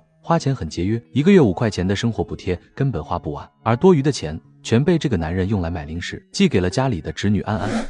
何小曼那一双眼睛圆睁中，空洞而绝望，直看得汪紫薇心里发毛。怎么了？你这么看着我干什么？我有时候真的怀疑你到底是不是我的亲妈。我怎么不是你妈了？我这还不是为了你好，陈家家境好，我还不是想你嫁进去了过好日子。我以这种方式嫁进去，真的能过好吗？陈家本来就看不上我，陈四也对我召之即来，挥之即去。你要我用这种方式嫁到他家，能有什么好日子过？你心里不清楚吗？你别口口声声说为我好，你心里打的什么算盘，咱们都清楚。那你说怎么办？你倒是跟我说说该怎么办。事情已经是这样了，我还能怎么办？是要你妈去坐牢，还是要我去死啊？我知道你心里有气，你恨我，你这些天做的这些半死不活的样子，不就是拿给我看的吗？那你说我有什么办法？我还想过好日子呢，我还想让你吃穿不愁，顿顿吃肉，但是我摊上了你那么个爹，我又能怎么办？不靠着我这么想办法，你早就饿死了。我告诉你，这就是命，我没嫁个好男人，你也没投个好胎，是我命苦，是我对不起你。那你打我吧，打我吧，打死我吧。汪紫薇说着话，还真的上前去拖何小曼的手，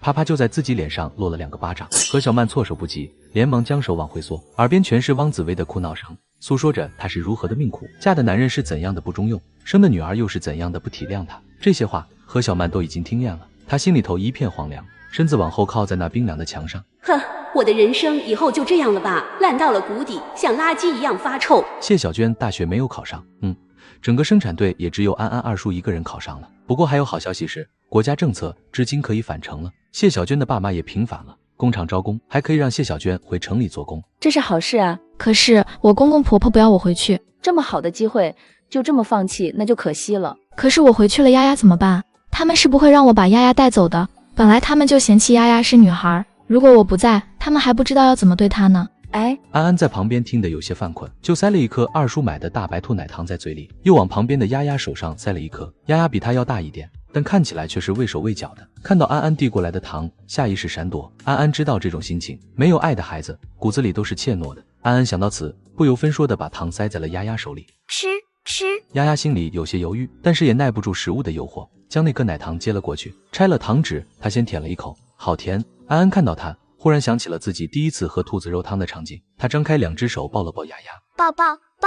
安安好像很喜欢你们家丫丫呢。是啊，你们家安安真好，还愿意把糖分给我们丫丫吃。是啊，2个孩子玩得很好呢，就多让他们在一起玩吧，以后说不定是很好的朋友呢。是呢，就像我们2个这样。就在日子渐渐平静下来的时候，陆永国却被单位的领导约谈了。我可以给你升职，让你当安保科的科长，但有个前提，约林方月看个电影吧。主任，你这是什么意思？我都是已婚有家庭的人了，我怎么可能单独约女同志看电影呢？我知道你有家庭，陆永国，我了解过你这个人，见义勇为的英雄，人也很有能力，上过2年初中。其实以你的能力是可以大有作为的，只是缺少一点机会。你看你家里的那个老婆，没有什么能力，眼界也短，对你起不到什么帮助。如果你换一个人，换一个对你有帮助的人，能够提携你，那你的前途就大不一样了。呵，我这辈子不会再有人比我对象给我的帮助更大了。说完这句话，他转身就往外走，在门口正好撞上了林方月。陆永国却没看他一眼，错过身就走了。这个态度让林方月觉得羞辱。看见了，我又没瞎。算了，你把我这张老脸都豁出去了，人家就是不满意，能怎么办？何必非要拿自己的热脸去贴人家的冷屁股？外头大把的好青年多的是，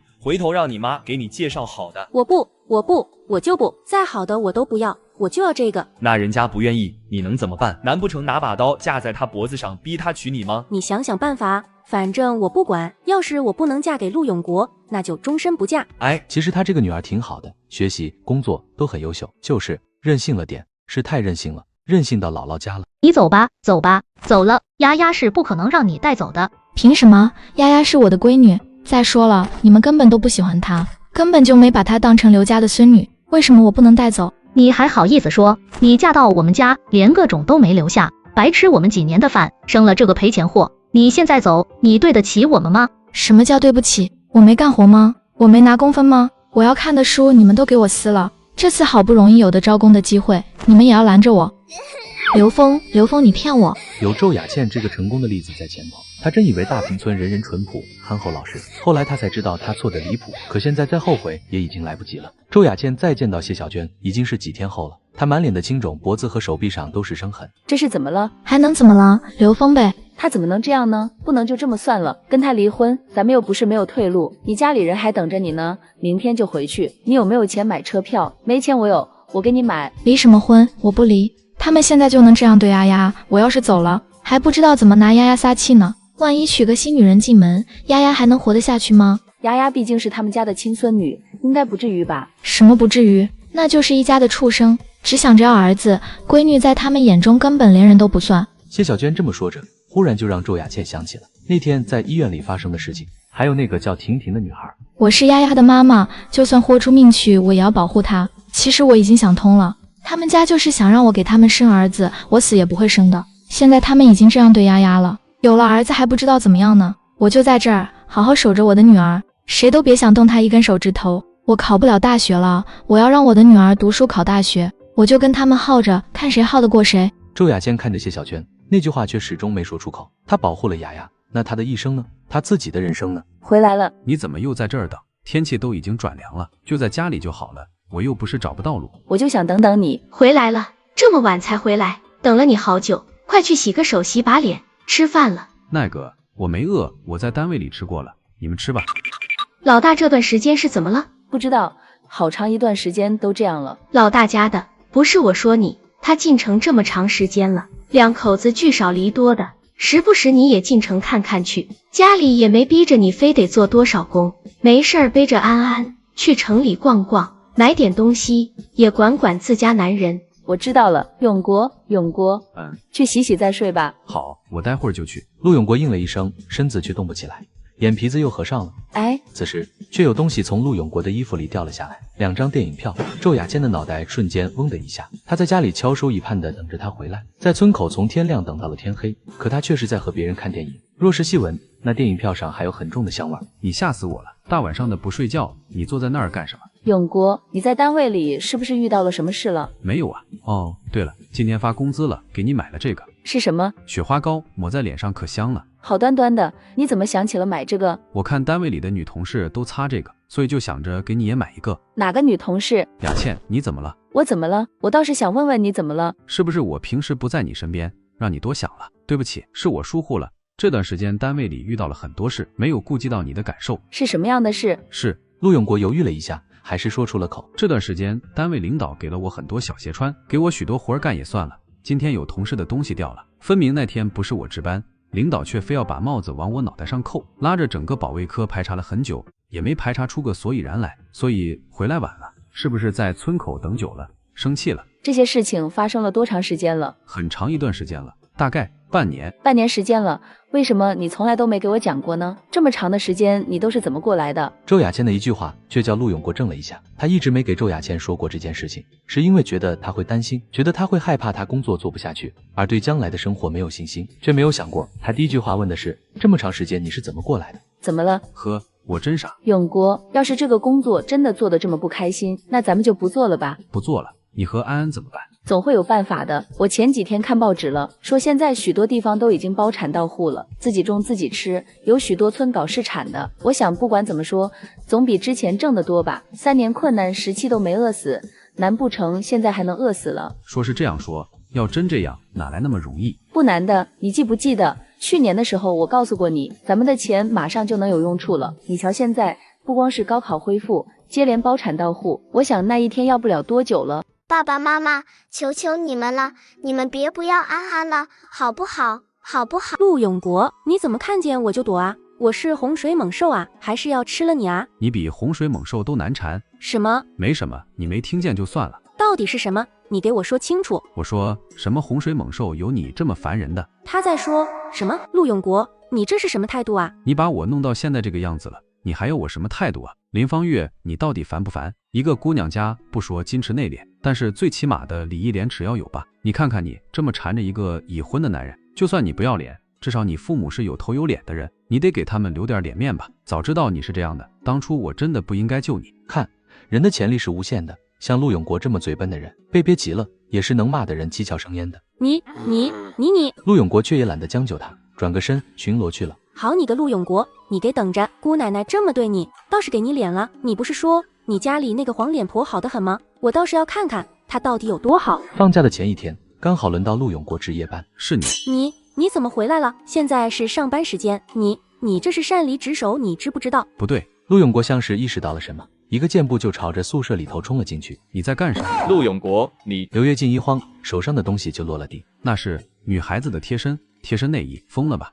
不是我，都是他指使我这么干的。你想干什么？这么做已经不是第一次了吧？你凭什么这么说？你有什么证据？好啊，那就报警吧，让警察来查。我说，除了这一次，我还往你衣服口袋里放过电影票，还有口红，我也是没办法，都是林芳月逼我这么做的。刘跃进，林芳月，你真是……是我又怎么样？你要报警吗？那好啊，这个东西拿到警察局，你觉得警察会怀疑我，还是会怀疑你？要坏名声也是我们两个一起坏，到时候猜你那个老婆会怎么想，我无所谓。到时候你被判了流氓罪，这辈子也别想甩掉我了。这世上怎么会有这样的女人？陆永国，你和你家里那个黄脸婆离婚吧，你没看出来吗？她其实一点都不在意你，我做了那么多次手脚，她都没找你闹过。如果是在意你的女人，怎么会这样？有病！陆永国，你可想清楚了，这是最后一次机会了，你要再这样不识好歹，你就不怕丢工作吗？你以为我真有多在乎这个工作？林月芳看着陆永国的背影，瘪了瘪嘴，眼睛里渐渐蓄了泪水。长这么大，他还是第一次受这样的委屈。我看你还是算了吧，这陆永国实在是个倔骨头，你也别在一棵树上吊死了。谁让你承认的？那我有什么办法？他要拉我去报警啊！你又不是不知道，我这个工作可是我2个哥哥还有一个姐姐让给我的。要是被我弄丢了，我老子非把我的皮剐了不成？你怕什么？他真敢报警不成？这种事闹大了，谁都没有好处。再说了，就算去了警察局，不是还有我爸吗？我当时哪里想了这么多啊？行了，姑奶奶，你还是想想接下来怎么办吧。什么怎么办？难不成他还真舍得丢了工作不成？陆永国远远的就看见了村口的2抹身影，一大一小，光是看着心里就暖暖的。回来了，爸爸。陆永国会心一笑，将小家伙扛在肩上，一只手牵着媳妇儿的手往家去。家里人都知道他上了夜班，催着他吃了饭就去睡觉。然而纵然身心疲惫，躺在床上的他却是怎么着也睡不着。怎么了？雅倩，你说我不做这个工作怎么样啊？邹雅倩知道他终于干不下去了。不做就不做呗，反正这种工作一眼望得到头，做下去也没什么前途。你不问问我打算干什么？怎么，你心里头有想法了？我前段时间遇见我师傅了，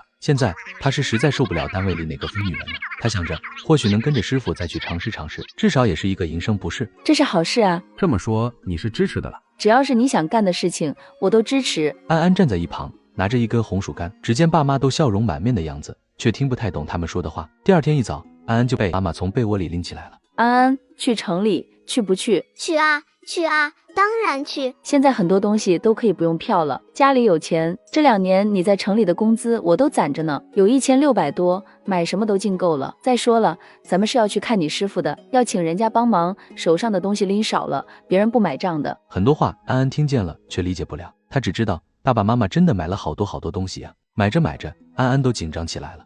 一路上，她只紧紧拉着妈妈的手，一言不发。安安，你这是怎么了？安安一听到爸爸提问，心里却咯噔一下。她抬起头看向爸爸，赶紧摇头。到底怎么了？有什么事儿不能瞒着爸爸和妈妈，知道吗？安安以后会听话的，安安乖，会做很多的事情。安安不馋了，只吃很少的饭。爸爸妈妈，求求你们了，你们别不要安安了，好不好？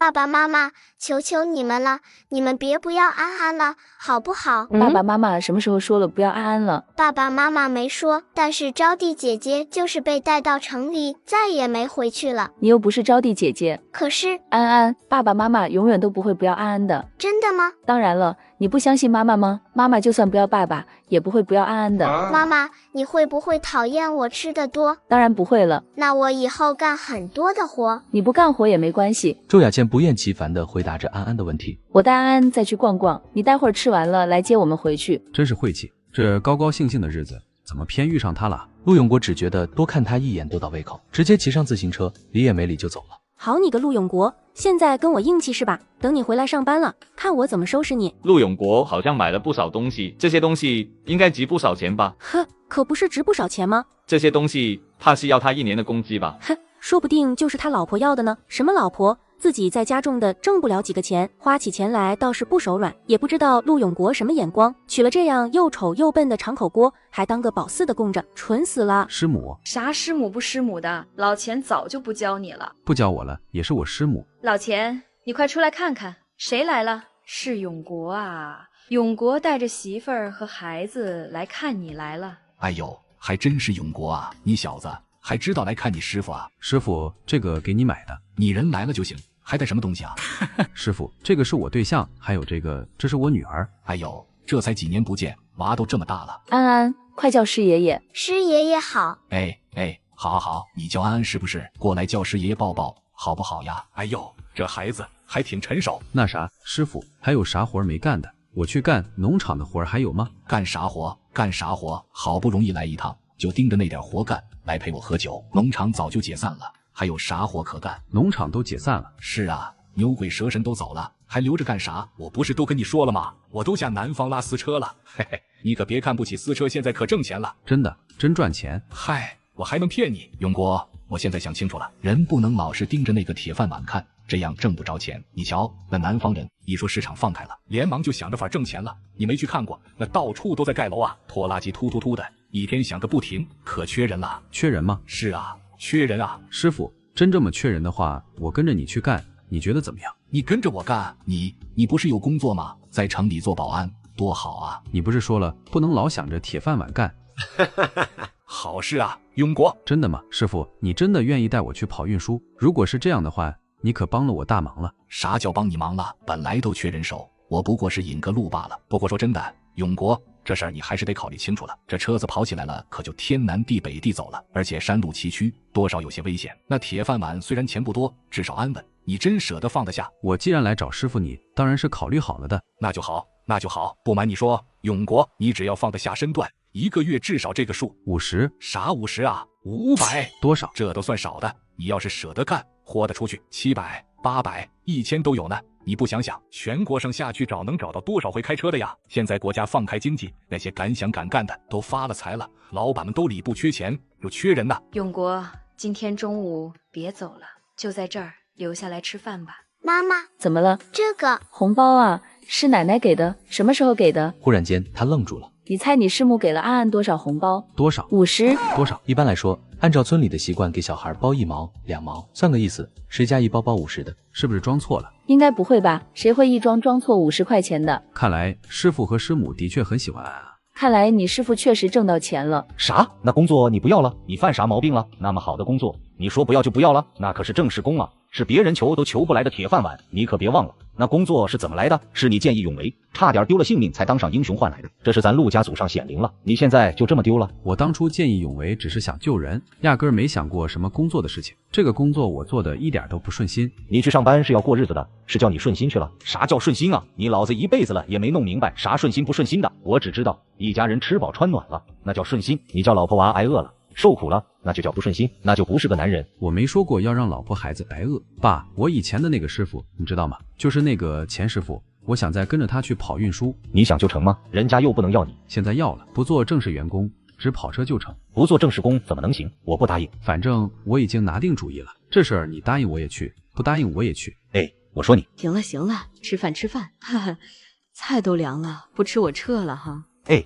别，就是了，吃就行了，孩子们的事你管那么多干啥？妈，这么说你是同意了？你两口子的事情，只要你们两个商量好了，我都同意。你干啥要同意永国辞职啊？那工作多好啊，多少人想得不到呢，就这样不要了，多可惜啊！你没看永国前头几天都闷闷不乐的，我瞧着两口子都要离心了，再干下去非要离婚了不可。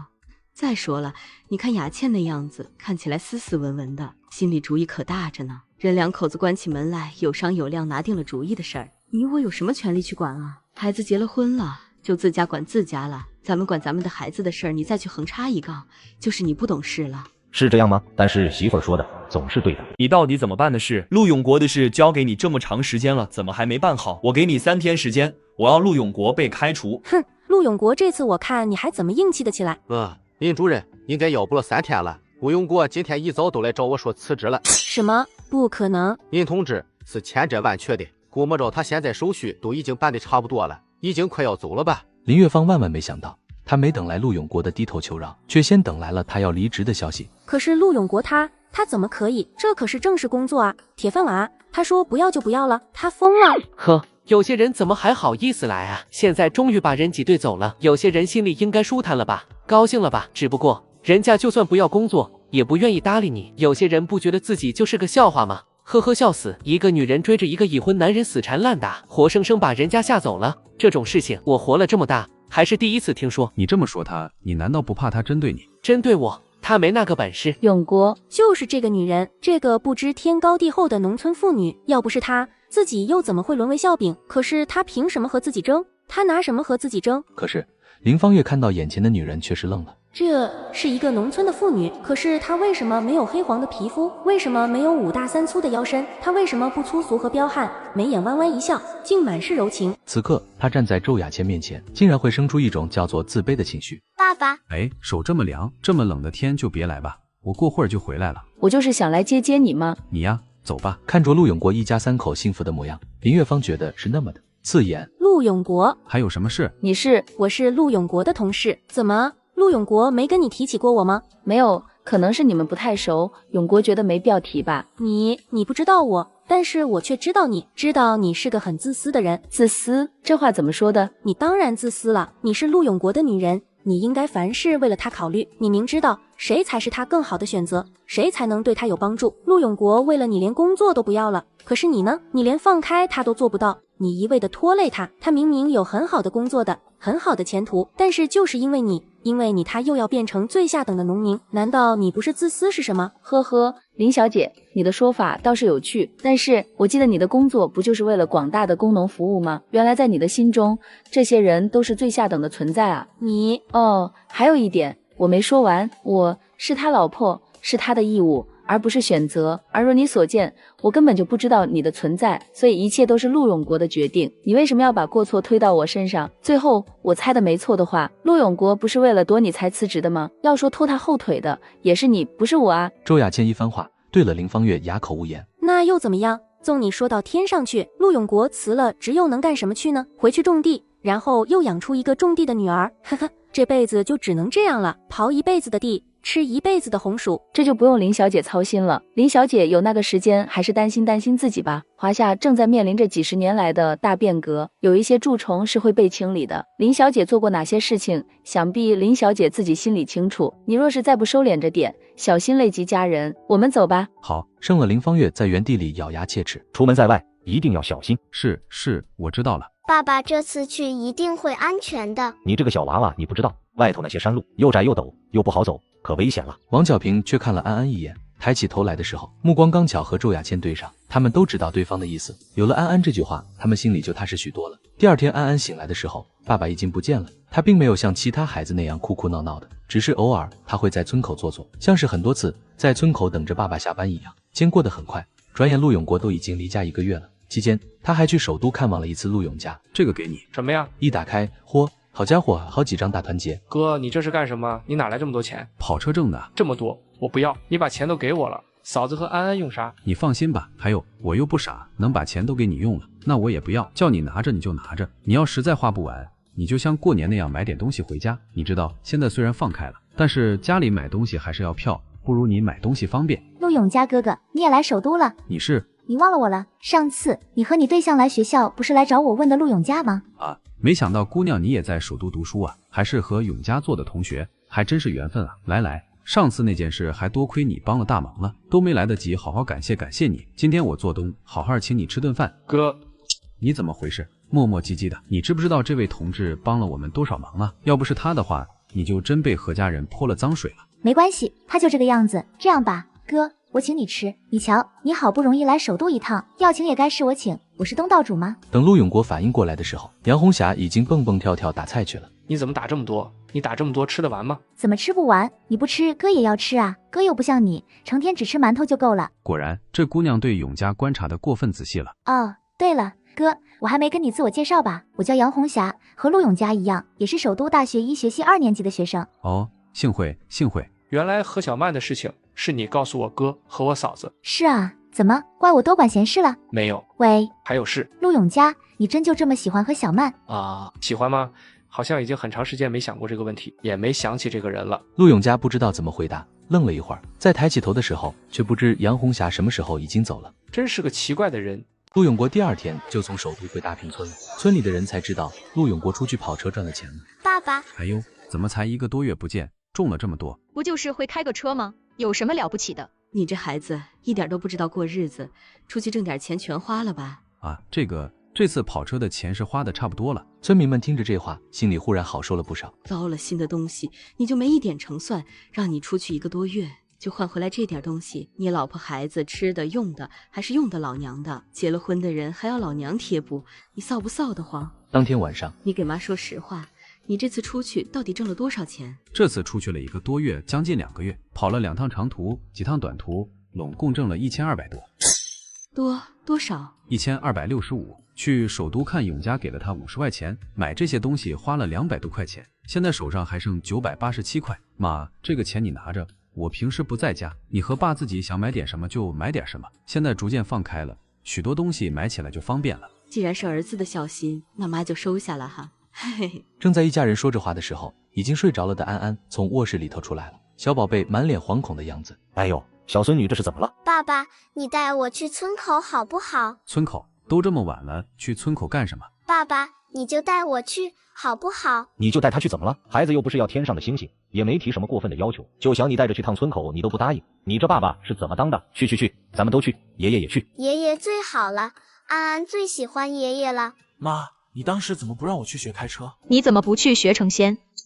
这东西怎么弄的？说着，他拿起铁条往桌子上敲了几下。妈，你干什么？不这么弄怎么弄？隔壁村有个拖拉机，我坐过几回，要弄坏这车就要弄刹车片。妈，这铁疙瘩可危险着呢，这可能是要弄出人命的，真的要这么做吗？你懂个屁，就是因为这玩意儿厉害。陆永国要是在路上发生过什么，谁知道是我们弄的？你担心他们家，谁担心过你乐？你瞧瞧他家那个儿媳妇，前几年跑到医院来一通闹腾，要不是我带着你跑得快，只怕是早讹上我们了。从那以后，你看咱们家这日子，他们家倒是越过越红火了，凭啥？你没看到王巧平那个老泼妇今天得意洋洋的那个样子？等他家大儿子死了，我看他还得得意，愣着干什么？动手啊！冯大宝拿着早就准备好的铁丝，你们在干什么？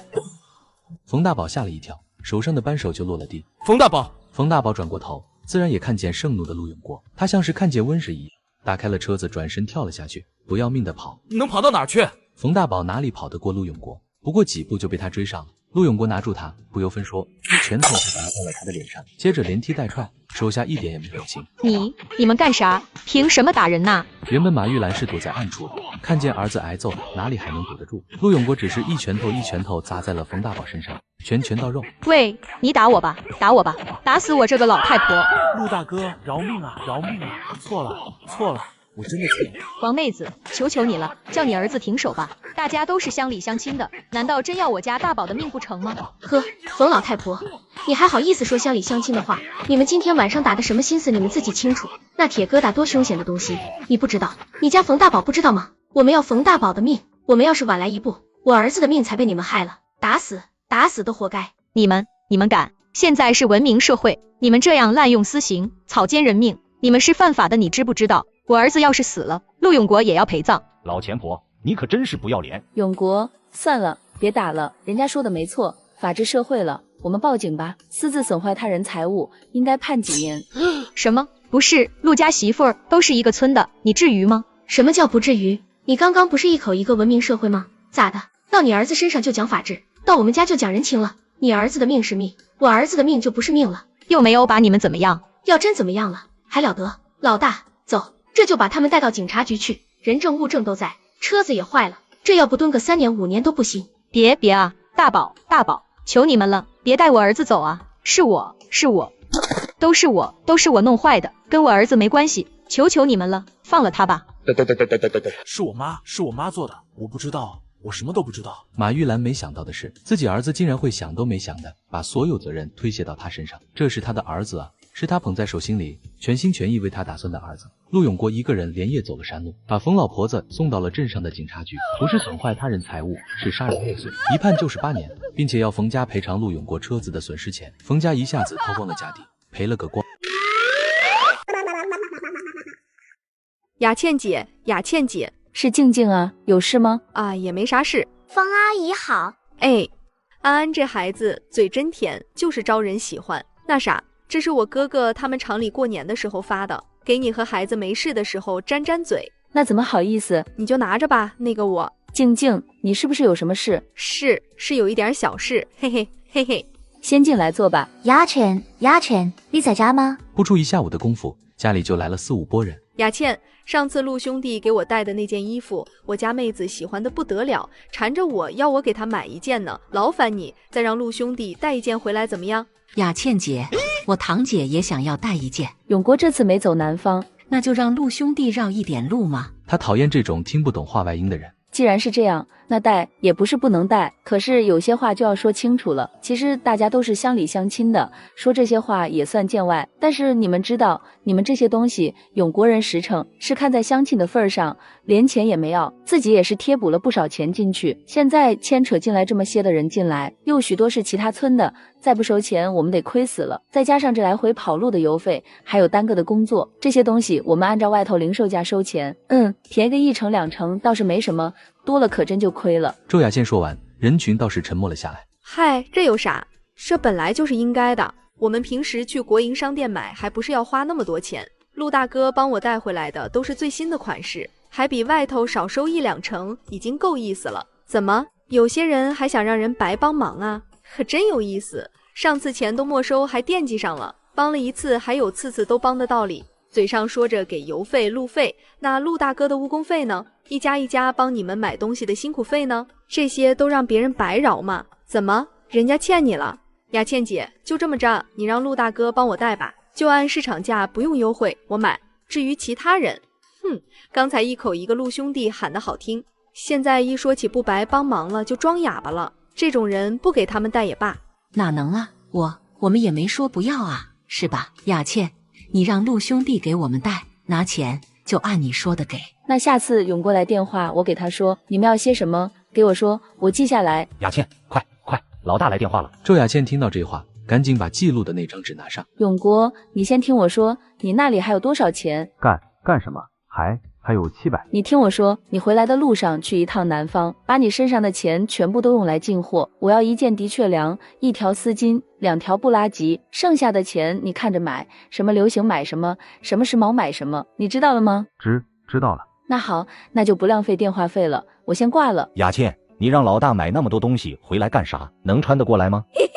爸，我自有打算。考上了，我考上了。陆家老三，你考上啥了？考上市3中了。切，我还以为你考上个啥了，又不是市一中，有啥值得咋咋呼呼的？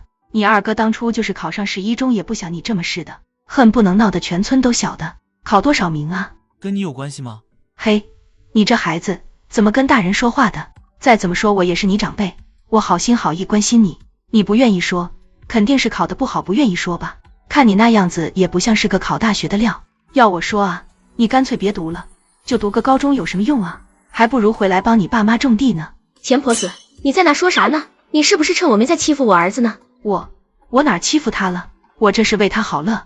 你想想，你家永昌要是早点回来干活，你和老陆也能轻松点不是？我呸！你放你娘的狗臭屁！我家儿子是吃了你家的米，还是喝了你家的水了？要你在这儿操心他能不能干活？我家儿子有本事，考得上高中，不像你家那个读了好几年书了，连个1、2、3都数不清楚，就是拿钱让他读都不成。我看你就是嫉妒的，自家一窝没一个出息的，倒是对我们家的指手画脚。钱婆子到底还有点顶不住，灰溜溜的跑了。呸！什么东西？你别听他的，他就是自家儿子，没出息眼红呢。谁管他呢？他说的话我都当放屁。好小子，走，回去，妈给你做好吃的。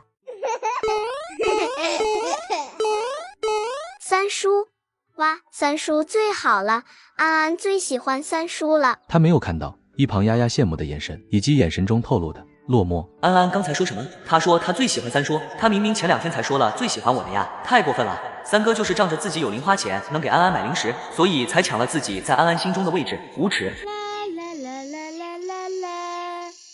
好喝，我孙女送的水就是甜。加了蜂蜜的能不甜吗？你看看，小脸都晒红了。没晒红，我出门的时候妈妈特地让我戴个草帽。你妈妈真是的，这么小的孩子让你送什么水啊？我和你爷爷又不是没带水。可是安安想给奶奶送，妈妈夸我是有孝心的好孩子。好了好了，奶奶喝好了，快回去吧，记得走树荫底下，家里有绿豆，叫你妈妈熬绿豆沙，加点冰糖，放凉了吃。我知道了。王小平看着安安的背影，看他走了很远才放下心来。你还挺美，看把娃热成啥样了。又不是我让安安送的水，再说了，你不也喝了吗？哎呀，陆文琪啊，陆文琪，你是真有福气啊，这么早就享了孙女的福了。就是啊，我看这一个孙女倒比家里几个儿子还顶用些。当然顶用多了，你看看咱们养那几个小子多少年了，他们什么时候想过给我们送口水啊？饿了就找妈，缺钱就找爹，哪个有孙女贴心？就是养儿子真是没用，还看着糟心。安安，安安，你看看这是啥？哇，是鸟蛋！1、2、3、4、5个鸟蛋呢。走，四叔回去给你烤鸟蛋吃，好不好？好啊，好啊，四叔真好。但是陆永胜似乎并不满足，站在原地似乎等待着什么。四叔，你怎么了？没什么，走吧，回去烤鸟蛋吃。好，四叔最好了，安安最喜欢四叔了。那和三叔比起来呢？安安更喜欢四叔还是三叔啊？喜欢四叔，反正现在三叔又不在这里，不是？明天四叔还给掏鸟蛋，四叔天天给你掏鸟蛋。谢谢四叔。陆永胜回去的路上都觉得飘飘然的，回屋后看见了陆永昌，更是不屑地哼了一声。吃错药了，昨天要死不活的，今天又一副鼻孔朝天的样子。捉青蛙你去不去？去，走吧。现在不行，要等到晚上。好，那我现在先给爷爷奶奶送水去了。去吧。刚巧这一天，陆永国从外头回来了，回来的时候天已经擦黑了。咦，安安呢？可能又跟他四叔去野去了吧？哦，好吧。那些要买衣服的人听见陆永国回来，自己就堵上门来了。这种带画的是20，这种衬衣是25，布拉吉30，的确良35，丝巾5块钱一根。先前说好了让带的，也按照说好的来，一律打9折。你们看怎么样？贵是真贵，很多人不买的站在旁边看热闹，光听着价格就心惊胆战，但是耐不住有人喜欢。我要一件那个衬衣吧。我也要一条布拉吉，我要丝巾。这么贵的东西咋还抢着要？你们懂个什么？这算什么贵呀？城里的那些干部都穿这个呢。我婶婶就买了一件，比这个价钱高多了。哎，你这个怎么卖？这个不卖。哎，怎么不卖呢？我又不是不给钱。说了不卖就不卖。我给100，你卖给我吧。这不是钱的事，我120，你就卖给我吧。我们卖，我知道那是你想送给我的，下次再买也是一样。人家既然要买，能赚钱的为什么不要？不是，我是说那块手表我才买40块钱，卖120是不是不太好？这么便宜，是不是有什么质量问题啊？卖给别人会不会不好？那倒也不是，以前的手表都是进口货，现在不一样了，有外国的手表公司在国内建厂，价格都便宜了。南方那边同样的手表，国产的比进口的都要便宜很多。是这样啊，那怕什么？我们说了，按照市场价卖的，只要质量没问题，他去国营商店还要这么多钱呢，而且他还不一定有手表票。怎么回事啊？这都多晚了，安安怎么还没回来啊？周雅倩刚刚忙着挣钱，都把这件事忘记了。这都过了吃晚饭的时间了，安安怎么还没回来？他以前可从来没这样过呀。不会是出什么事了吧？